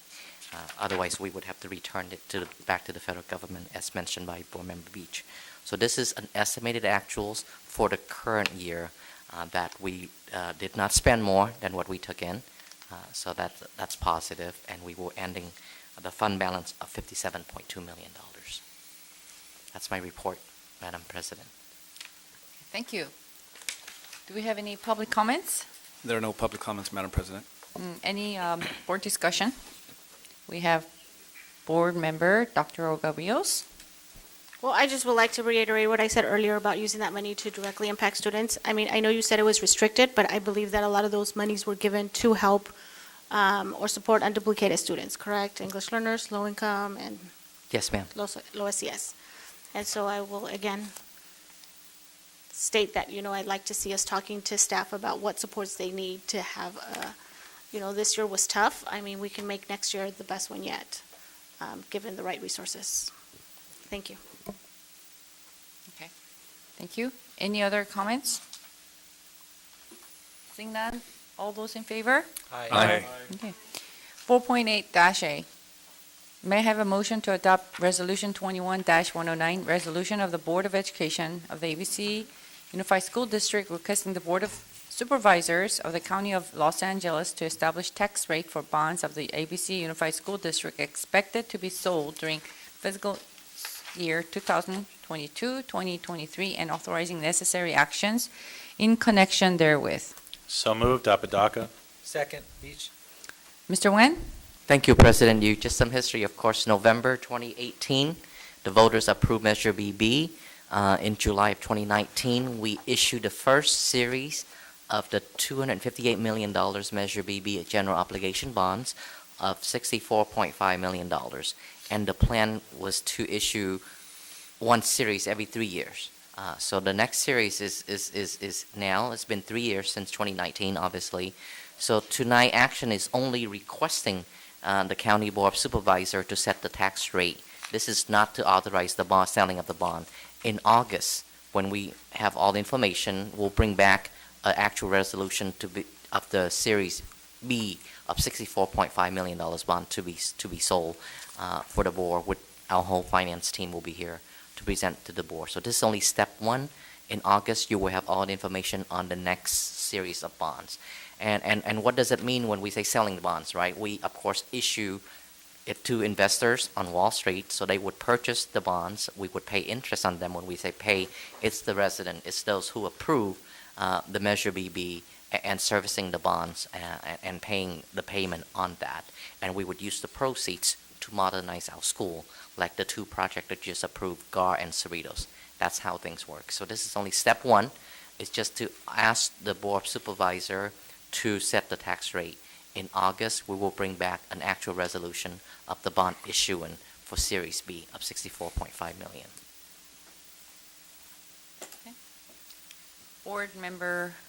Board Vice President Brad Beach. Thank you, Madam Oh. President. Any public comments? There are no public comments, Madam President. Sorry about that. Thank you, Go ahead. Madam President. Tuan, I know you remember this because you and I were in all the meetings, but is there any way to open to ABC parents first opportunity to buy bonds when we go to market? Yes, we, like the first series, we do open it up. It's a competitive bidding process. So meaning that you have to bid for the lowest, price for us. So there's a mechanism we can set up, and there's a website we can set up. If they're interested, they could go in there and register, and then they would have to work through a broker who bid for the bonds if they want to purchase from us. But yes, we will make that as an option for local residents if they're interested in purchasing our bonds. And I guess what I'm saying is a more active outreach or email, because I didn't hear anything on the first issuance. So some kind of advertisement notification so they know what to do and how to do it. Perfect. Yes, Okay. we will do that. Thank you. Fantastic. Thank you. No other, okay, one more. We have Board Member Nishi. Yes, I have to ask a couple questions real quick. So $50 per $100,000 worth of value. Right now, we know that interest rates are relatively high, and they just increased by 0.75%. This is not related to that, but in terms of if interest rates keep going high in August, this wouldn't reduce the amount that we have available, but it would increase the amount that the residents would be paying over a certain time, not to exceed $50 per $100,000. Is that right, or do I have it wrong? No, because we have built into, when we first issued the bonds back in, in November of 2018, when we determined that $258 million, we have built into a very conservative interest rate and a very conservative assessed value appreciation. So the assessed value has gone up more than when we projected, and even interest rate, even in rising interest rate environment, is still less than what we projected. So we still comfortably under the $50 per 100,000 in assessed value. Taxpayer do not have to pay anything more. Right, no, I understood that $50 is the max that we'd get. So, correct. It's not that, but the closer it gets to 50 is the more that we would have to be paying. Correct, but we have not. We haven't like exceeded I said, it, I understand. Right. So this is within our authority to actually issue and ask for that tax authority. Correct. Let me see if I can answer your question. I think I understand. The higher It's like, the interest rate. Here's the max. Yeah. 50. We're somewhere down here. Unless barring something very crazy, it's not going to get up to the 50. But like our first bond issue that we did better than we expected, and so the cost is going to be even better for the residents. Yes, sir. That is correct for the first series. Correct. And then so this one may be it's less than we originally projected because we projected conservatively, but still more than The first series, yes. the previous series. So Yes. it is going to cost us a little bit more. Yes. In the long run, over the Correct. 30 years. But it's still under $50. It's still under $50, which we already contracted for through the voters, and the voters approved that. Yes. Okay, thank you. You're welcome. Okay, thank you. Next, we have Board Member Dr. Chris Apodaca. Thank you, Madam President. So, Tuan, this is already underwritten with the parameters, et cetera. My question is, timeline, this is going to come back. This is just asking for the county. You mentioned that in August, we'll then have the financial team here. Adding to this, because of the market volatility, potential recession, et cetera, I'm sure they're already on top of it, but can you give them a heads up to have something to discuss, any opportunities? Because if we do go into recession, typically, folks take volatile money out of the stock market and put it into bonds. We've got bonds. So can we get something either piggybacked on their presentation with regards to any potential opportunities with our bond offerings as a district? Definitely. I will make sure they watch this portion of the meeting and prepare for it. Yes. Thank you very much. Thank you, Madam President. Thank you. Seeing no further discussion, may I have all those in favor? Aye. Okay, motion passes. Information item 3.27, I, California School Dashboard Local Indicators. Mrs. Castro. Good evening, back again for the second presentation. So the local indicators are part of our LCAP process as adopted, and it used to be that in the timeline, you would receive this information in October. But due to some changes in the requirement, they wanted to make sure that schools provided or districts were provided with this information prior to June 30th, and so that's why I bring it to you today as an information item. As you can see, the local indicators are going to be posted on our California dashboard once the dashboard is updated in the fall. And as soon as the screen comes down, I'll be able to show you some of the basic areas that the local indicators cover. These areas cover the basics, which is teachers, instructional materials, and facilities, the implementation of academic standards, parent and family engagement, local climate surveys, and access to a broad course of study. So I'll be touching upon each of these this evening to provide you some additional information. This also refers back to some of the questions you had previously in our prior presentation of the LCAP about specifically in regards to parent input and student input in this process. Some of this information might seem familiar as I presented it last time with our local control accountability plan. You can see here that under our metrics for our basics necessary areas of teachers, facilities, instructional materials, we have generally met our requirements for 100% of the teachers having standards aligned instructional materials, 100% of our facilities reviewed meeting the standard. Only 99% were highly qualified, as we discussed prior, due to shortages in staffing this year and having to waive credentials in order to make sure that our students had staff, qualified staff, to support them in their instruction. This year, the local indicators, the state provided specific tools to districts in order to really be reflective and think about at what phase or level in implementation are districts at. So these are the different, as in education we call it a rubric, right? We rate ourselves on a rubric on a scale of 1 to 5, 5 being the absolute best, the full implementation and sustainability, with number 1 being exploration and research phase. The state understands and acknowledges that as we are coming back from the pandemic, we're resetting some of our programs in different areas, so this is a baseline year, and so that's why you see the range of we're either exploring and researching, beginning our development with a rating of a 2, a 3 would be initial implementation, which would show some evidence of the practice. A 4 would be full implementation, that the practice is progressing or the program is progressing, where 5 is full implementation and sustainability, meaning not only is the practice progressing or the program, but it can be sustained over time. The first portion of this is the implementation of academic standards. This required that we provided surveys to our teachers and our administrators at all grade levels of TK to 12. We received a 50% response rate from our teachers that I know does not sound very high, but it's been the highest response rate we've received from our teachers in quite a while. So that's a good sign that they were involved and reflective in this process and helped us have a true reflection of these areas.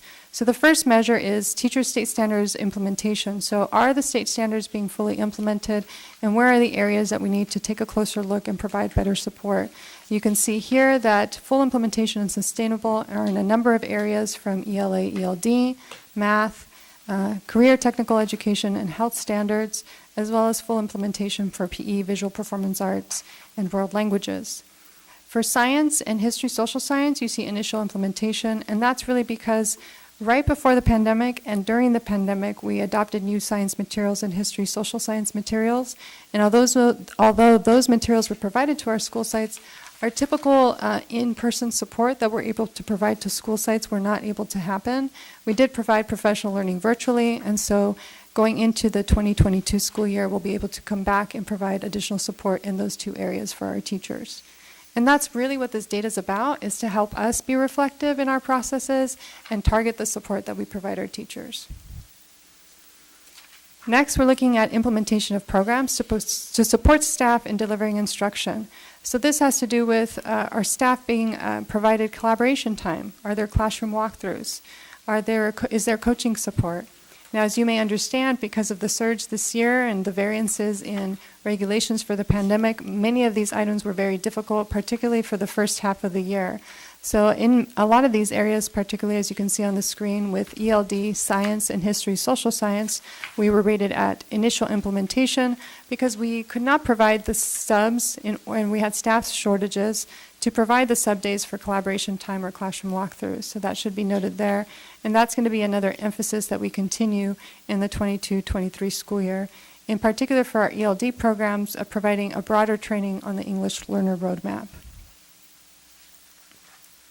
The next question had to do with support for teachers and administrators in the following areas of identifying professional learning on the whole, identifying professional learning needs of the individual, and then supporting for teachers in standards they have not yet mastered, and that's more on the individual. So you can see there that's initial implementation in 2 of those areas with beginning development. Again, we want to move forward in the 22-23 school year, and as if you'd mentioned, moving forward to a better year, we can now provide that in-classroom coaching support at pre-pandemic levels directly to teachers as they need it in the ways that they need it, and in particular with the standards that they feel that they need to strengthen and support their instruction. The next indicator area is the parent and family engagement. And so this directly relates to the California School Parent Survey. And there's 3 ways that we look at family engagement. It's in building relationships between school staff and families, building partnerships for student outcomes, and then seeking input for decision making. You can see there the number of participants in this school year, in the 21-22 school year. And unfortunately, our response rate was not very high. It was at a 14% response rate if you look at the total enrollment of 18,900. This survey was provided online to our families, both through the district system, but also through our school sites. And that was provided between the dates of March 14th and April 22nd. And links were provided for families to participate. And you can see the breakdown there of the different ranges, with elementary having the highest participation, followed by high school and then middle school programs in terms of parent response rate. So the next set of slides, I'll be providing you with some more detailed information about what the responses were and what the question types were. So first, this first slide is particularly about building relationships with parents and guardians. And you can see what the parameters are in defining how do we build relationships. So the first one is building trust and respectful relationships. The second one is creating a welcoming environment. The third is learning about each family's strengths, cultures, languages, and goals for their children. And the fourth is about two-way communication between families and educators. You can see there that in at least 3 of these areas, we were rated at full implementation. And there was a wide variety for Area 3 in regards to family strengths, cultures, languages, and goals, from initial to full implementation as the range. Here is a better breakdown of the actual responses. Just to kind of give you a heads up, the green is the elementary school responses. These will not add up to 100 because they're just representing a slice of the pie, right? So green is elementary, middle school is blue, and then our yellowish orange is our high school. Typically, for most of these responses, you'll see that there's a higher involvement or higher percentages at the elementary level, and then it tends to go down as you move to high school. So in terms of school staffs treating parents with respect, you can see there that we have very high ratings at the elementary and middle school, and it tends to dip down at the high school level, as well as the participating parents feeling welcome to participate in school. Those ratings, again, are reduced from what we have seen in the past, but again, that could be due to pandemic regulations, the fact that our schools were closed to visitors and volunteers, and so parents could not actually come into the school setting at the time. That may be part of the reason for those results, but we'll be taking a closer look at that and trying to come up with ways to ensure that our families feel both respected and welcome at our school sites at all levels. This particular area has to do with respecting cultural beliefs, students' culture and identities, and also goals for our students. So you can see here between the 2 graphs, again, it's a progression of higher ratings or percentages at the elementary level, and then it dips down a little bit as you get to secondary. The last graph that you see there is backwards, where you see the highest percentage at 76% at the high school, and that's because that question is specifically about how well has the school provided information about your child's plan for college or vocational school. So we do want to see the opposite. We want to see higher ratings at high school because that is the goal of high school, right? And then it decreases as you go down from middle to elementary. And then this is a new question that was added in this last year, so there's no comparative data here. This has to do with two-way communication with school staff. Clearly, at the elementary and middle school, there's higher ratings at 89%, with our high school parents rating it at 65%. So we'll take a look there a little bit more. That's obviously part of the reason why. Could be as a parent in ABC, right? When you get to high school, you're now dealing with 6 teachers, you're dealing with counselors, deans, different office staff members that you never had to deal with before. And so that might be part of the transition process that we can help our families navigate better as they transition to high school or middle school. The next area has to do with building partnerships for student outcomes. So these are rated by looking at improving a school's capacity to partner with families. How well do we do with supporting student learning and development in the home? How well do we work together to improve student outcomes?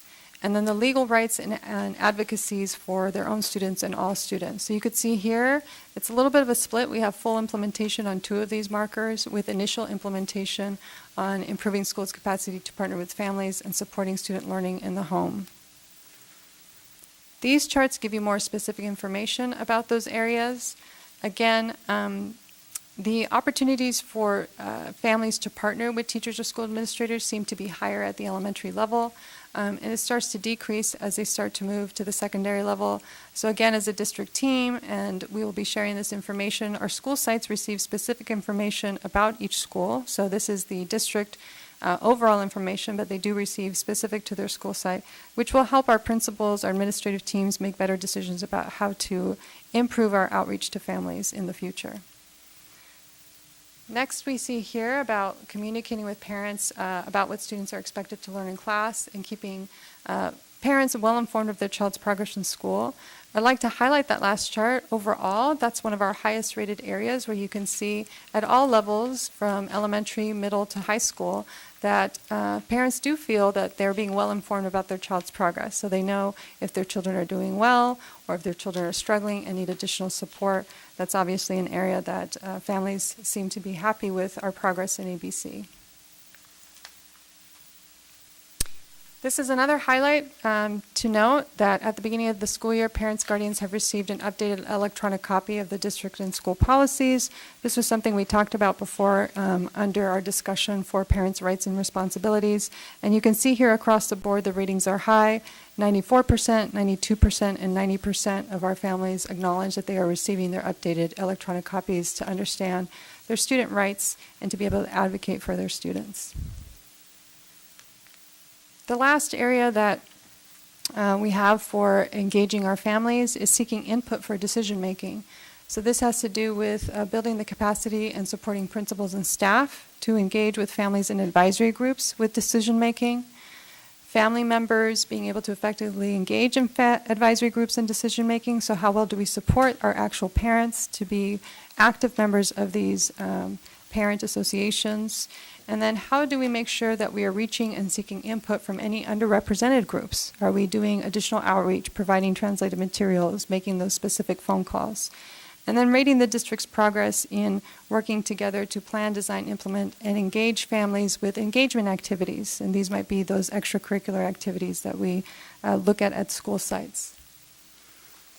So in these areas, you can see again the trend continues where we have higher ratings at the elementary level. At the elementary level, there's certainly more opportunities for families to volunteer in in-person settings.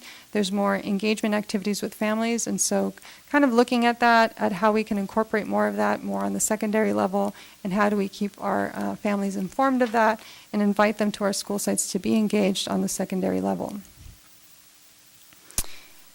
Parents being invited to participate in the decisions-making meeting of their school and then being able to provide input. You can see here again the trend continues of having higher ratings for both elementary and middle school.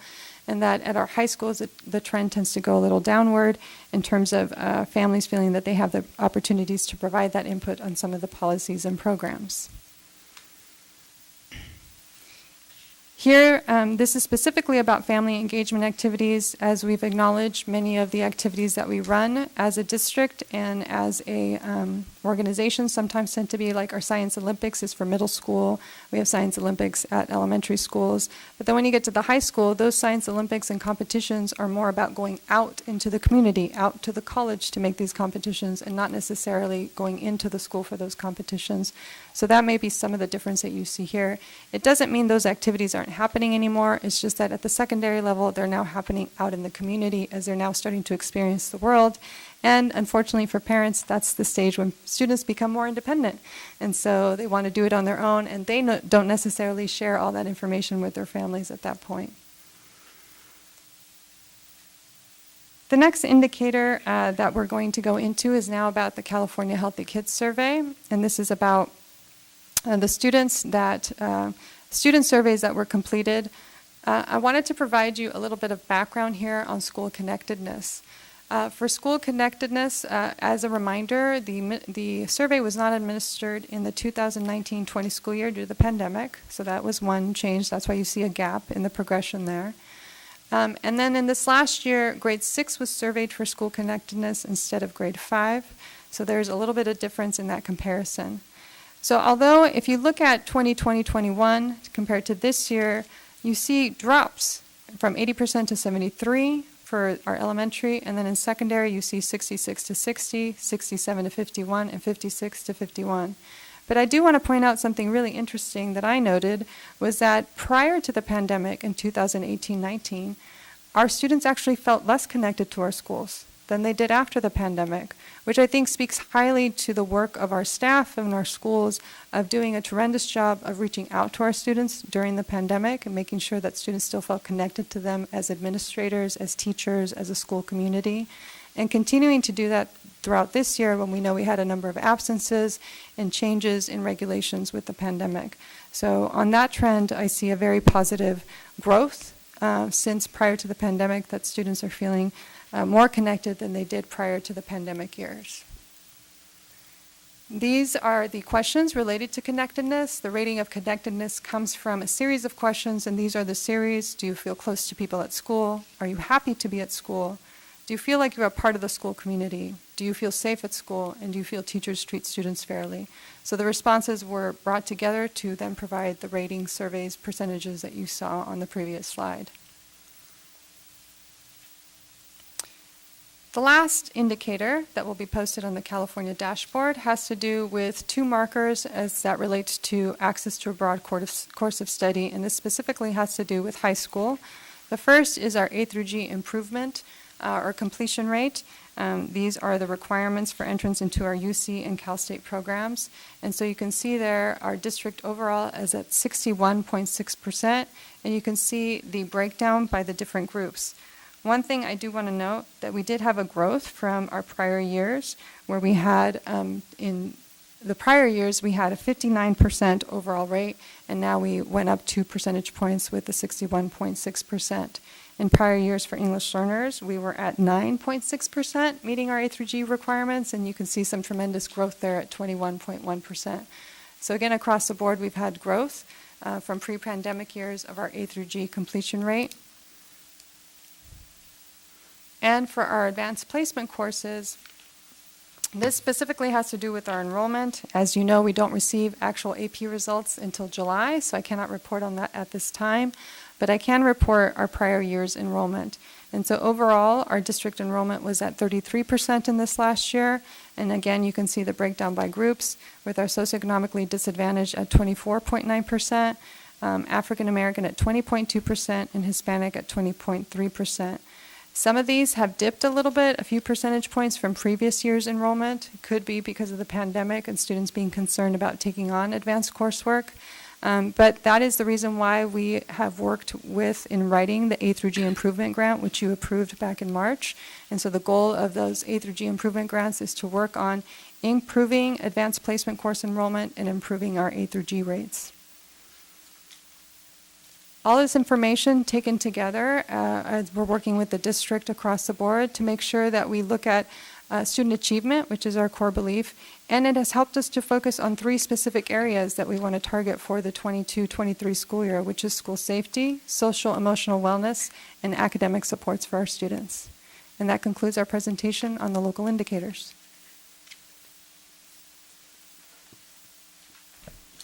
Thank you very much. That was a very long and extensive presentation. It must have taken a long time. Thank you, Ms. Castro. Do we have any public comments? There are no public comments, Madam President. Thank you. We have board discussion. Let's begin with Vice President Brad Beach. Thank you, Madam President. Thank you, Madam President. Just one quick question, Ms. Castro. Is there any way to get a breakdown of each school's percentages of their engagement? Because I'd like to look at if a school, for instance, that has a watchdogs program, if those parents feel a lot more engaged because the dads are planning events and they're on campus more. I'd really like to look at that if we can. Yeah, staff can provide that in Thursday notes briefings for the board. Thank you. Next, we have Board Member Olga Rios, Dr. Olga Rios. Thank you, Madam President. So a couple of things stood out for me, and I'll call them themes, but they relate to what we in education call cultural proficiency. You know, I did note, and I was actually really excited because we're on our way to kind of address this. You know, parents said that they saw it as an initial implementation, this idea of staff knowing about their family history and their family background. Hopefully our equity officer can guide her efforts in helping us with that. 50% of our students said that that the school provides instructional materials that reflects my child's culture, ethnicity, and identity. I mean, hopefully we're listening to this as the board. I know we've had discussion about the importance of staff looking like this, mirroring the students, and the importance of students learning about their culture. And so here are the numbers. So I hope that, again, we're taking these numbers and not just looking at them and discussing them, but actually moving forward in action items. The last thing that I wanted to address was, you know, we keep talking about mental wellness, and I mean, these numbers, although I am, you know, I follow these numbers and I do acknowledge and celebrate that they are moving up, it's still very concerning that in, you know, 9th grade and 11th grade, 50% feel that they are somehow connected to the school. And this is when kids are the most social.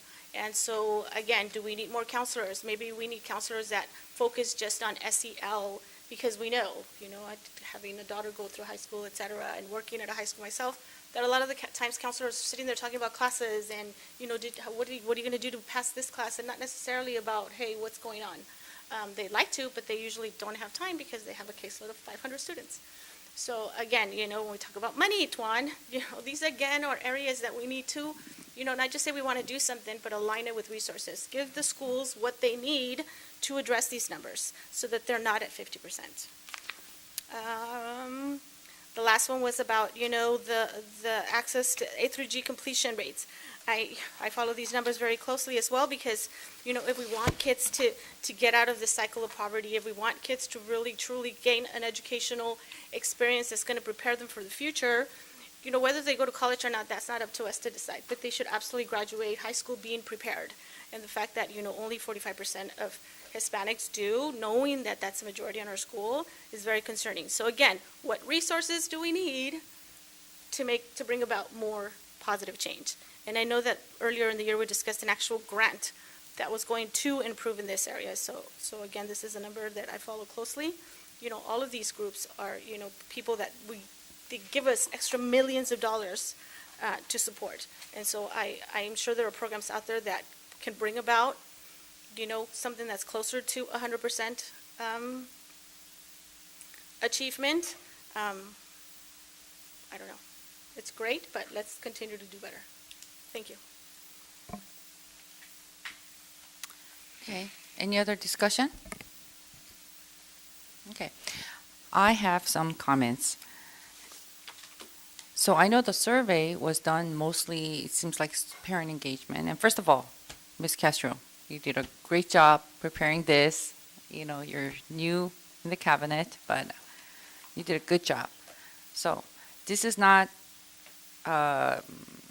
criticizing or targeting anyone, but all of us, we do want to make improvement.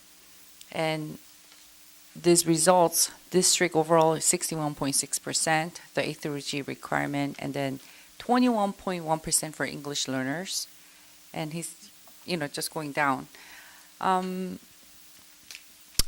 know that overall, this pandemic of, 2-3 years, many parents do struggle. And I like to bring attention to the math and English, just basic subjects. So I noticed that when learning intervention, call it learning loss, when they struggle in elementary school, then they will continue to struggle in middle school. And sometimes if they are misplaced, where different schools and different teachers teach at different rate, and each student has different learning pace, and then you go to middle school, and sometimes they can continue to struggle. And even though the student himself, or what can we do to improve this area? And I like to make a suggestion of doing a district-wide academic diagnostic, not just from one group of parents, but just overall parents, students, and teachers and administrators. I'm not saying students in terms of all the grades, but starting in 6th grade, 7th grade, many students will give you an idea, of how they're doing, what their needs are, what they're struggling. Doing a little bit of this academic diagnostic, that would help our district come up with a need and adjust the programs or the curriculum. And I know that this summer we already have the program in place, but maybe this can really help for next year. And we can maybe tap into all the different funds, ESSER funds or the local control funds, and maybe invest in developing a program, or even bring in an outside program for certain schools, or certain elementary schools that could really benefit and bring up this percentage of bringing up this English learner and Hispanic, bring it up. Yeah, so I would like to give direction to the staff to look into a survey that is more academic based and measuring. That is all. Any other questions, comments? Okay. Seeing no further questions and comments, we have one more. Oh, okay. It's for the board report. Okay, all those in favor? And there's nothing to vote on. Information, I'm sorry. Madam President. Okay. I still support it. Yes, sir. Yes. Thank you. Okay, we have board reports. Dr. Apodaca. Thank you, Madam President. I'd like to say, first of all, congratulations to all of our graduates. Best of luck to you in the future. Remember that we're here as a resource, and we have a lot invested in your success. Please come back and say hello and let us know how we can help you, but also let us know the great and wonderful adventures you embark on. I'd like to thank all of the schools that hosted us. Board members can sometimes be a handful, let alone when you get all of us together on a stage. And I'd like to thank the Hawaiian Gardens City Council members, as well as City Manager Ernesto Marquez for being present at the Artesia High School graduation ceremony. It meant a lot to the students, and I received great feedback from parents. So it was wonderful to have our local elected leaders there to show their support and congratulate our graduates. Also, just given everything that we hear about and we see day to day in the district, locally and nationally in education, and I love our presentations that we had tonight, I have to emphasize how important parent involvement is, how critical it is to student success. And I had a somewhat traditional upbringing, but I can tell you that, if it weren't for that constant Well, how are your grades doing? You know, how is so-and-so going with this project and this class and that class? We're too poor, Chris, so remember, if you don't get a scholarship to college, you're not going, buddy, right? And that was my situation growing up. But I can tell you that it does come down to parent involvement. Too often, especially recently, we see that homes are broken, and it's not the child's fault, right? And who knows, maybe in many cases it's not the parent's fault, but it's somebody's. And all I can say is that you have the summer now with your children. Please, for the love of God, carve out some time with them, get to know them, reconnect with them. We as a district, believe it or not, we have parenting resources here. Whether they're pamphlets, I'm sure there's some class being taught at the adult school on how to be a decent parent. And if not, then we should have one, but I'm pretty sure we have one. And parents, your primary role is as a guide and a guardian. It's not to be their best friend.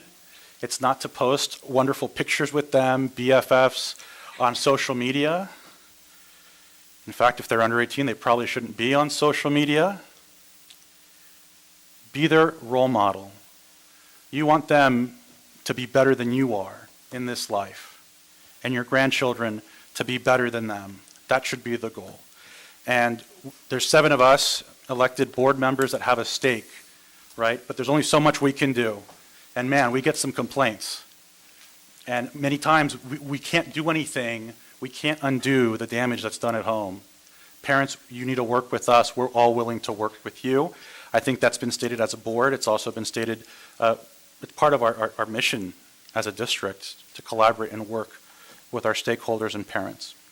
That said, it's the first day of summer. I'm wearing my guayabera to celebrate that.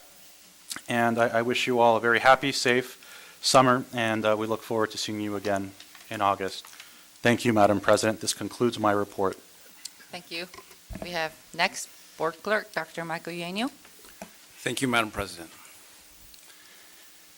If there is something that worries you today, if there's something that makes you feel fearful, you no doubt are not alone.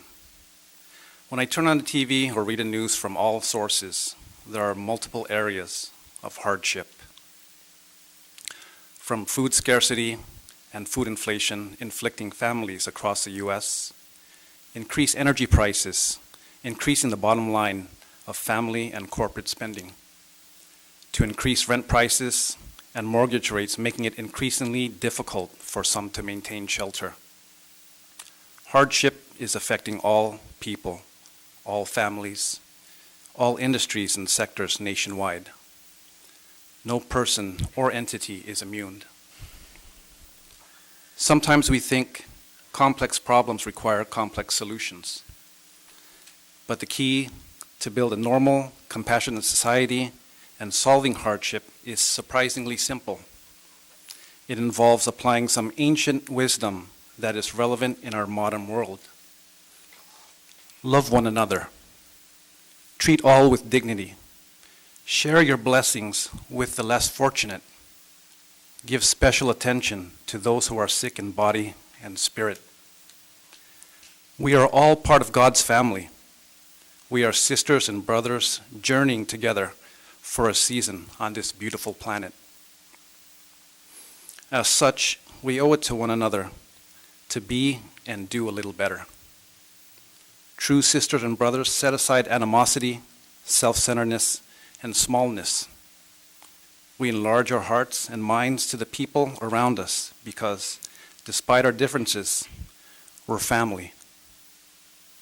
So we rise above the bitterness and hostility, the intolerance and anger of the day, and dig down deep to find and share God's love with our brothers and sisters across the street and around the world. Hardship is coming, and for many families in our district, hardship is already here. It is community that will get us through this hardship. Be there for one another. Love each other deeply. Offer hospitality to one another without grumbling. Each of us should use whatever gifts we have received to serve others as faithful stewards of God's grace in its various forms. We need each other. Again, it will be community that will get us through this hardship. May God bless you all and keep you well. Madam President. Thank you. Thank you, Michael. Next, we have Vice President Brad Beach. I hate following Dr. Eugenio with his eloquent words over there, but I'll do my best. And you are my brother, Mike.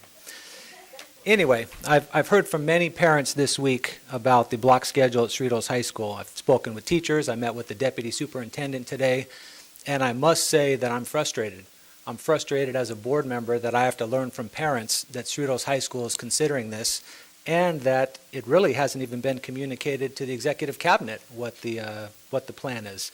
This board would have to take action to add $1 million+ to that school, to add staff.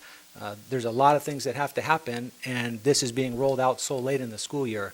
So I can see why a mother and a grandmother and 2 students are frustrated, one going into their senior year when they had their schedule set, and now it may not happen. So I just wanted to share a few facts with the community. Most students would receive 248 fewer minutes of instruction per week under the block schedule. It's a fact. Some students would start at 10 a.m. and some would get out at 1:20 p.m. So if you want your kids to go to school at 10 or get out at 1:20, then that might be for you. At Cerritos High School, we would have to add 10 FTE teachers, which would cost the district $1 million. We may be able to cover that with the ELOG funds for a little while, but it's not sustainable long term. My recommendation is that we do a parental survey with all of these facts so the parents can see exactly what it's going to mean to their kids before they vote if they want this block schedule or not. And if a majority wants it, then maybe this board can consider that at that time. All right, on a positive note, I attended the Cerritos High School graduation, had a great time handing out diplomas, joined a few of my colleagues there. It was a wonderful night. And I also attended the Cerritos Optimist Club meeting, and I want to personally thank them for donating so many toiletries, money, goods to this district to help families in need. It's a wonderful organization, and I'm going to rejoin. I was a member in the past, but I'm going to rejoin them. And I want to thank Tina Porter and Martha Martinez, who spoke. They did a wonderful job representing this district, and I was proud to be sitting there as a board member and listening to them share their heartfelt experiences with what that program does for our community down south. That's all, Madam President. Thank you. Thank you, Brad. Next, we have Board Member Dr. Olga Rios. Thank you, Madam President. First, congrats to our grads. We wish you much success. To our school community, congrats on surviving the school year. Seriously, toughest one yet, I think. For most of us, the year is over, but I know that staff is already busy working on making 22-23 the best one yet. This month, we celebrate the LGBTQ+ community, and so I want to take a moment to acknowledge the students and staff that we serve who are deserving of dignity, respect, and our support. Happy Pride Month. And lastly, have a safe, restful, and very happy summer, everyone. Thank you. Next, we have Board Member Ernie Nishi. Thank you, Madam President. So yes, I echo all the other board members' comments about this in terms of it was a tough year for the teachers, for the staff, and by the way, for the board members as well, weathering lots of public comments and vocal discussions out there. So thank God it's over, and that we will start afresh in the new year.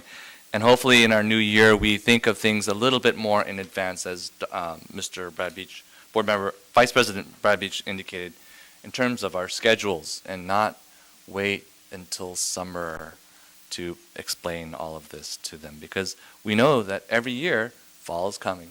So we can always go through these things and advance notice the board what's going to be happening in terms of these things. Because we know every year, the school is going to start. Every year we have to figure out a schedule. There's no reason for us to have to hear this during the summer when everybody should be on vacation and thinking of where they're going to vacation. Talking about all Dr. Eugenio's statements about all of us are part of God's family, and that we've all had these hardships that we will be coming through. And so I wear this button here today for those people who have particular hardships. Dr.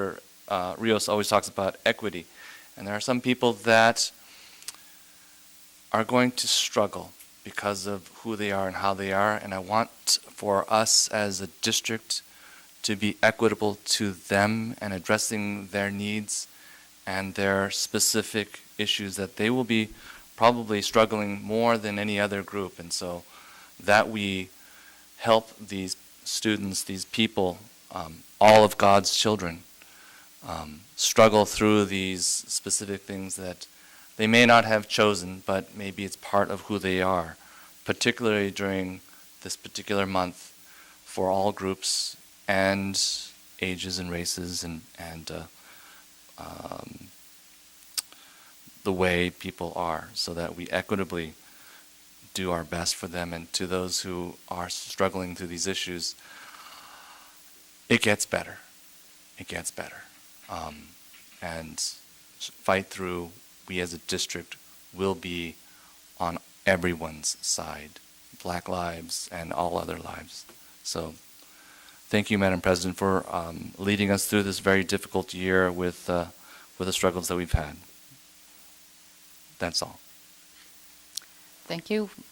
Next, we have Board Member Sophia Say. Thank you, President. Well, first of all, I attending GAR High School, Artesia High School area concerts. I was attending Artesia High School, Sarasota High School, Tracy High School graduation, and Ross Middle School promotion. I attending the Chinese Winnie High School PTSA award luncheon. I want to congratulate to all students and parents. Have a safe summer vacation. I also want to thanks to our district staff, which is including the nurses, the teacher, laborers, and the union. I want you to sincerely appreciate your hard work. Now, take easy. And I can't say for our the middle-level administrator, I know you're going to be here, but I'm talking in general for the whole district. I want you to have a nice summer with your family. Enjoy that. Thank you for your hard work again. And June 11, attending Dragon Boat at the London Park fundraising for blind people. And, you know, I see some of my friends wearing the mask and eating it. It was hard. They asked me, do you want to wear a mask? I say, oh, no. I may have been the wrong place. But I want a special thanks to the community, the service you had. And reflect, you know, what had I done as a board member, elected official. Besides we'll work with the staff, make a decision here, I really happy the last year I had done so much with our staff, and especially thanks to Scott and Tuan and Carol that helped me out, bring the best to our district. I bought the free grasses to our Artesia High. We also have sand, and then we're going to replace it for sand play to our children in the future. I also bought about 2 times 20,000 masks to our district, free for our teacher to use. And the last couple of things that I want to special thanks to Tuan, we realize we have a lot of absolute books in our warehouse. I want to thank you, Tuan, to work with me, and then pile and pile we donated to Yuan. I will give you the information, create a library to the school in Taiwan. I also work with the Cambodian people too, so they also took some book there from our warehouse. The last piece I worked with the Hawaiian Garden City Council. It was just all of a sudden I realized we have so many absolute books, and now I work with the Victor Farfan. Hopefully I can work with our board member here to starting working out to give those absolute books to those people who really need it and does not have it. That is my project. And the last, we also get from one of my friends who owns a wipe and the sanitizers things. And I spoke to Tuan, it's going to be like pallet, a lot going to donate to our district, which we'll use that for during our summertime. Am I right, Tuan? So you'll get the trucks for me, I think either 20 feet or 40 feet, and right in some area. Those is all free to protect. At the end, I also work with the NEMAS, the Nature Garden Center, and that is one of my wish. and finally become true. I find two volunteer group. One is Boy Scout, and the other one is PTA family. They are involved with the NEMIS right now. And I'm also looking for the age 60 above. Maybe they can give us 1 week schedule to help.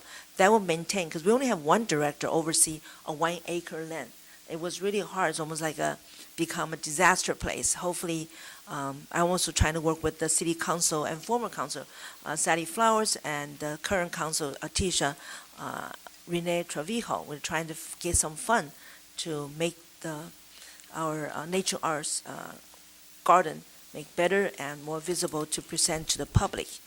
So that's my end report, and I thank you, the staff, work with me and make some of the impossible, especially work with the state, it's hard, but made it be possible. And I'm looking forward to work with my staff, and I want to thank you so much. Every time I give you a trouble and you resolve right there, and then and Scott too, I really appreciate, and that will be my end report for this year 2021 to 2022. Thank you. Thank you. I want all of us to think about, can we dare to care of our students and come up with creative solutions together and be bold to step outside the box and go that extra mile together? Because I know that we did have a tough year, and it's easy to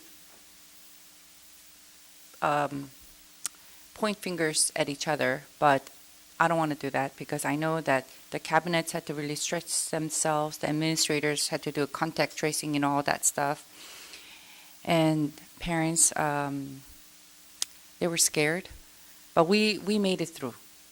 But I wonder, let us take that extra step to strengthen and focus on the academic, because that's what the parents, that is their greatest need. If you engage with the parents, they want to see their students' success, and our district attract families that put a high emphasis on academic.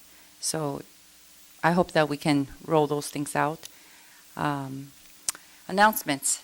Next regular board meeting, Tuesday, August 16, 2022, 7 p.m., District Office Boardroom.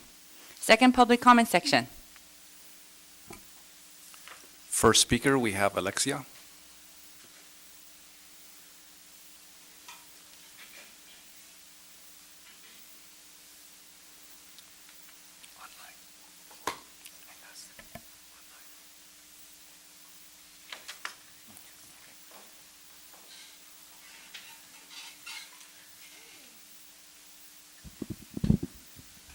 Hello.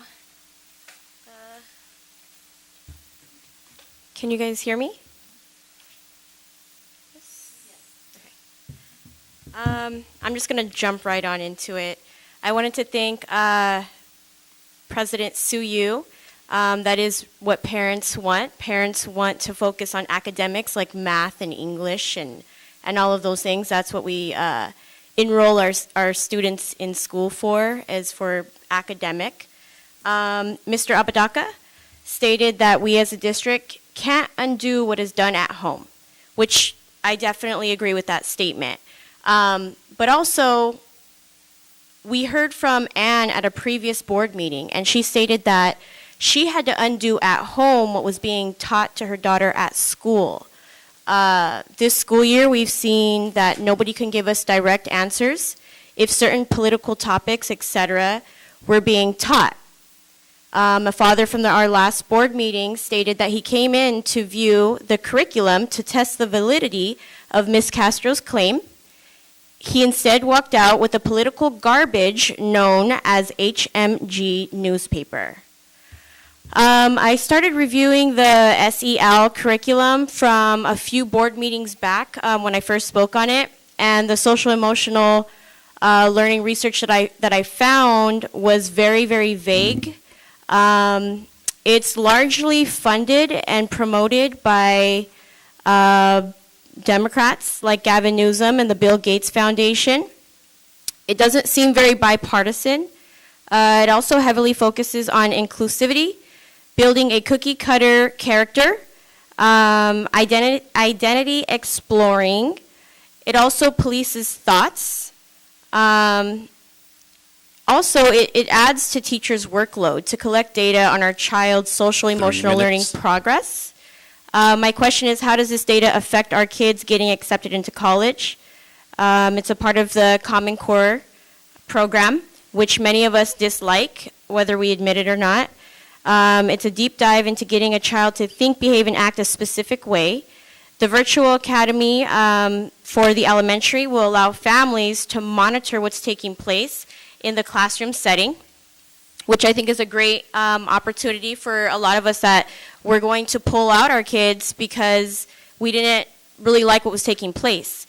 Also, I wanted to know, as far as the LGBT and the CRT, because that is in the SEL curriculum, and we also seen it in our world history for elementaries, and we're seeing it in the English studies for books that are like, Jews and a gay rabbi and stuff like that. So it's starting to kind of cross some boundaries that I think that a lot of families are not going to really appreciate. What about those families? What about the families that don't want their children exposed to this? When we had the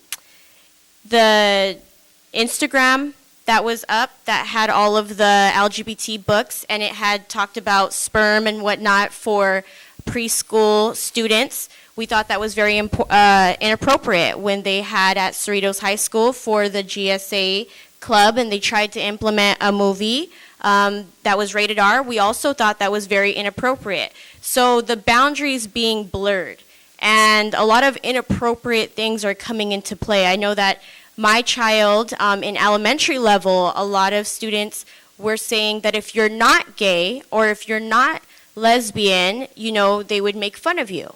So what about those students that identify as being religious or traditional or conservative or whatever you want to call it? What about those students that are feeling harassed and they're feeling like they can't really have a voice because they're not going to be viewed as accepting or inclusive? And so we also got to think about those things also when we make posts about, Pride Month, or we say statements about including them, and I totally agree with that. My concern is, how does that play into the curriculum? We saw a curriculum that talked about Harvey Milk. There's a lot of things that are in the back burner that people don't realize, that he, had relationships with minors, that were inappropriate, and a lot of things that shouldn't, be glorified, and yet we're glorifying it in our curriculum.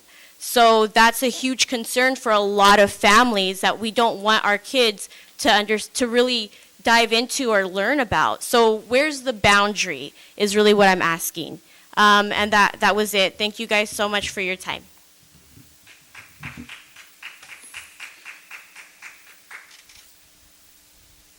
Next speaker, we have Sylvester Ani.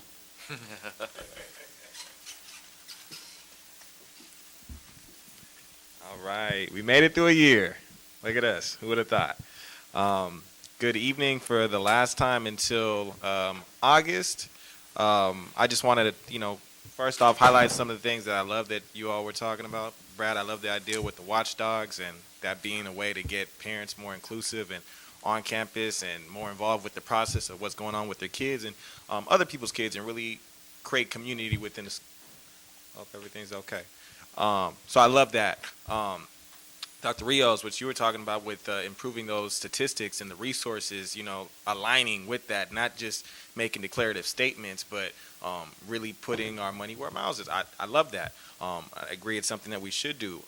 Something that I guess I put it out there that we could potentially do.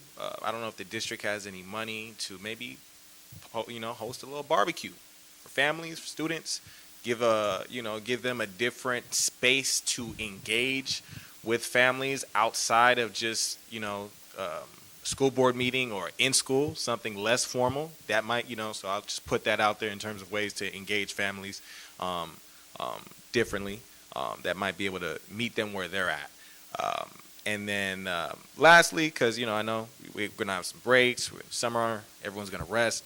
Some things that I think going into the next school year that we do need to address, and that I hope that we address, is for one the CTE situation. We are losing educators to that. I know Cerritos High School just lost a CTE educator recently, just because the pay wasn't enough to keep them in the district. And that those are going to be valuable educators that we're going to need to bring in parents and families who understand the benefit of CTE educators and what that could mean for the trajectory of their students' lives. So investing in that area is important. Investing in improving the quality of the food, that's also important. I can tell you right now, I feel a lot more connected to my home because my mom cooks real good. So maybe if we have some better food, that might help students also feel more engaged and connected to their campus. And then when we're talking about curriculum, I think that's something that we should look into. Really, is how can we better provide culturally relative instruction to our students? So when we're talking about math, can we mandate or introduce financial education to create that parallel in terms of how it's going to affect their everyday lives in their future? Respect to Pythagoras and Pythagorean theorem, but if students are graduating, they don't know what a Roth IRA account is, but they know Pythagorean theorem.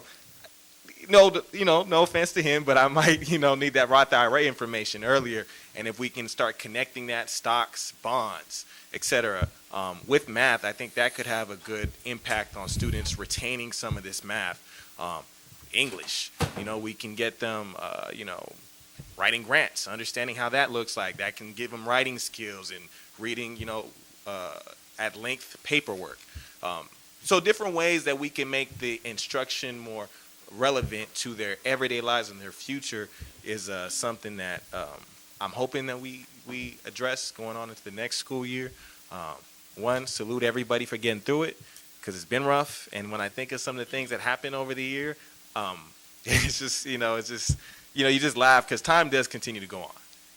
Whether we argue, we bicker, we disagree, etc. At the end of the day, we're all here and we all are trying to make things better for the students. So I'll end on that positive note that I'm looking forward to what that work looks like in the coming year. Thank you.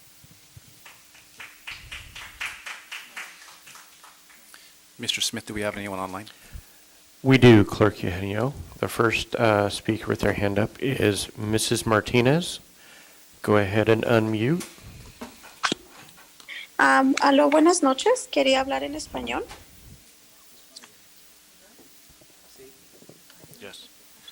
Adelante, señora, puede hablar en español. Mi nombre es Cristóbal, yo le puedo trasladar. Muchas gracias. Mi nombre es Livia Zarate. He estado involucrada, bueno, principalmente estoy llamando porque quiero agradecerles a todos los miembros del distrito por todo el apoyo que le dieron a nuestros hijos. Y para hacer unos comentarios, yo he estado presente en la mayoría de las juntas y en este año 2022 estuve involucrada en el programa de SCC en las dos escuelas de mis hijos y quería hablar principalmente del involucramiento de padres. Sí, tiene mucha razón. A mí me hubiera encantado estar presente, involucrarme en presencia en las escuelas para que mis hijos vieran que yo estoy presente, que no solo virtualmente, pero en las escuelas de mis hijos, y lamentablemente por el COVID no se pudo. No pude, las escuelas tuvieron eventos, no permitieron a los papás que fueran a ayudar, no permitieron que fueran de voluntarios, todo por las reglas del COVID, cuando ya sabían que el COVID ya había disminuido. Y eso causó que en las escuelas pasaran muchas cosas, especialmente en la escuela de mi hijo que está en middle school, que yo tuve que presenciar muchas cosas donde los niños literalmente estaban viendo pornografía en sus teléfonos. Los niños estaban peleando, los niños estaban ocupando sus teléfonos para grabar a otros estudiantes, para subir fotos, subir videos y después burlarse de ellos en las redes sociales. Entonces, sí siento que si las escuelas nos permitieran a nosotros como papás meternos adentro de las escuelas, 3 obviamente minutos. chequear nuestro récord, obviamente, o sea, no meter a cualquier persona, la escuela tuviera más apoyo de nosotros y pudiéramos estar más al pendiente de nuestros hijos.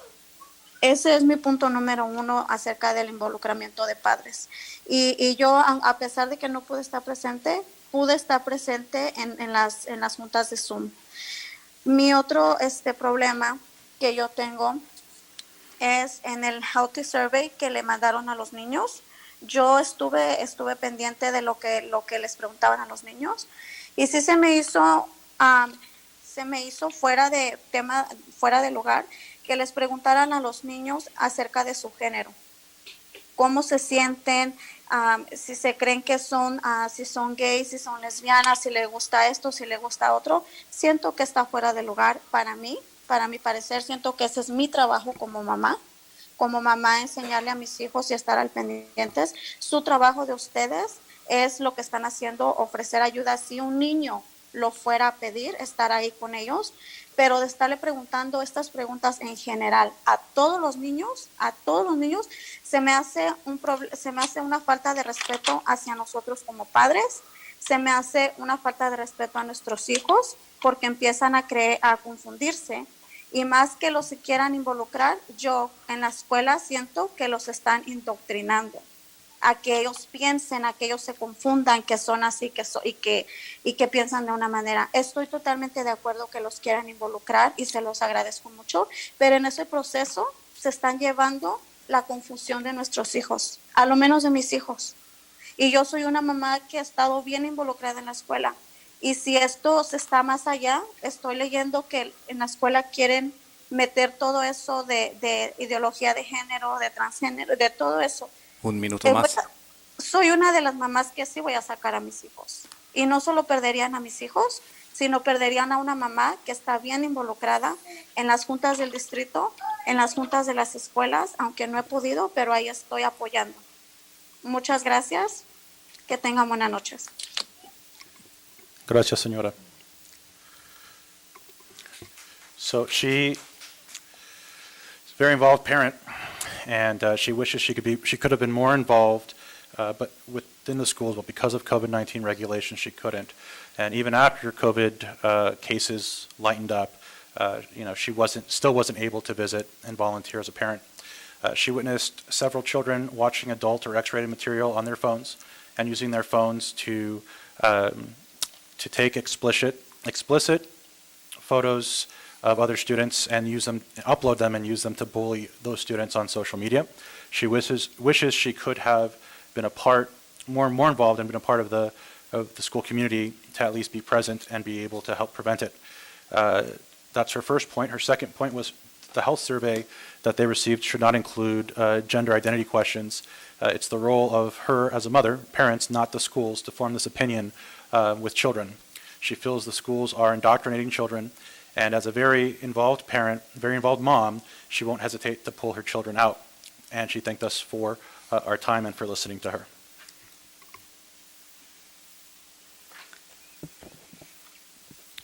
That concludes the online public comments. Thank you. May I have a motion to adjourn in the memory of Mr. Thomas Bergeron, retired Gar High School teacher? Motion? Second. All those in favor? Aye. Okay. Dr. Zidlow? Thank you. Mr. Thomas Bergeron, retired Gar High School teacher, passed away on June 6, 2022. He began his teaching career with ABC Unified at Gar High School in September of 1971, and he spent all 32 years of his teaching career at Gar High School, where he retired in June of 2003. He taught civics, economics, AP History, and Model United Nations.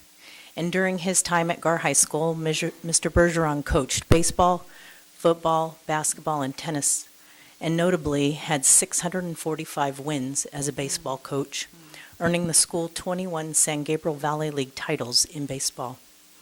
Of the hundreds of baseball players he coached, 6 players went on to play Major League Baseball, and numerous others went on to play in college. 2 of his players were on the U.S. Olympic team for baseball, Shane Mack and Brett Barbary. Coach Bergeron, or Berge, as the students called him, was honored as a City of Cerritos hometown hero and was inducted to the CIF Hall of Fame. His legacy of excellence in character in baseball continues on at Gar High School, where the baseball field is called Bergeron Field, and the program has continued to win SGVL titles, CIF playoff berths, and send student athletes to play at the collegiate level as well as for Major League Baseball teams. Many former students have recently reached out to his family and let them know that while he was a very good coach, they feel he was an even better teacher, and they are thankful that they knew him as a coach and teacher.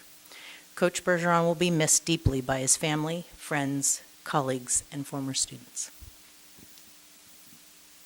Thank you. Meeting adjourned.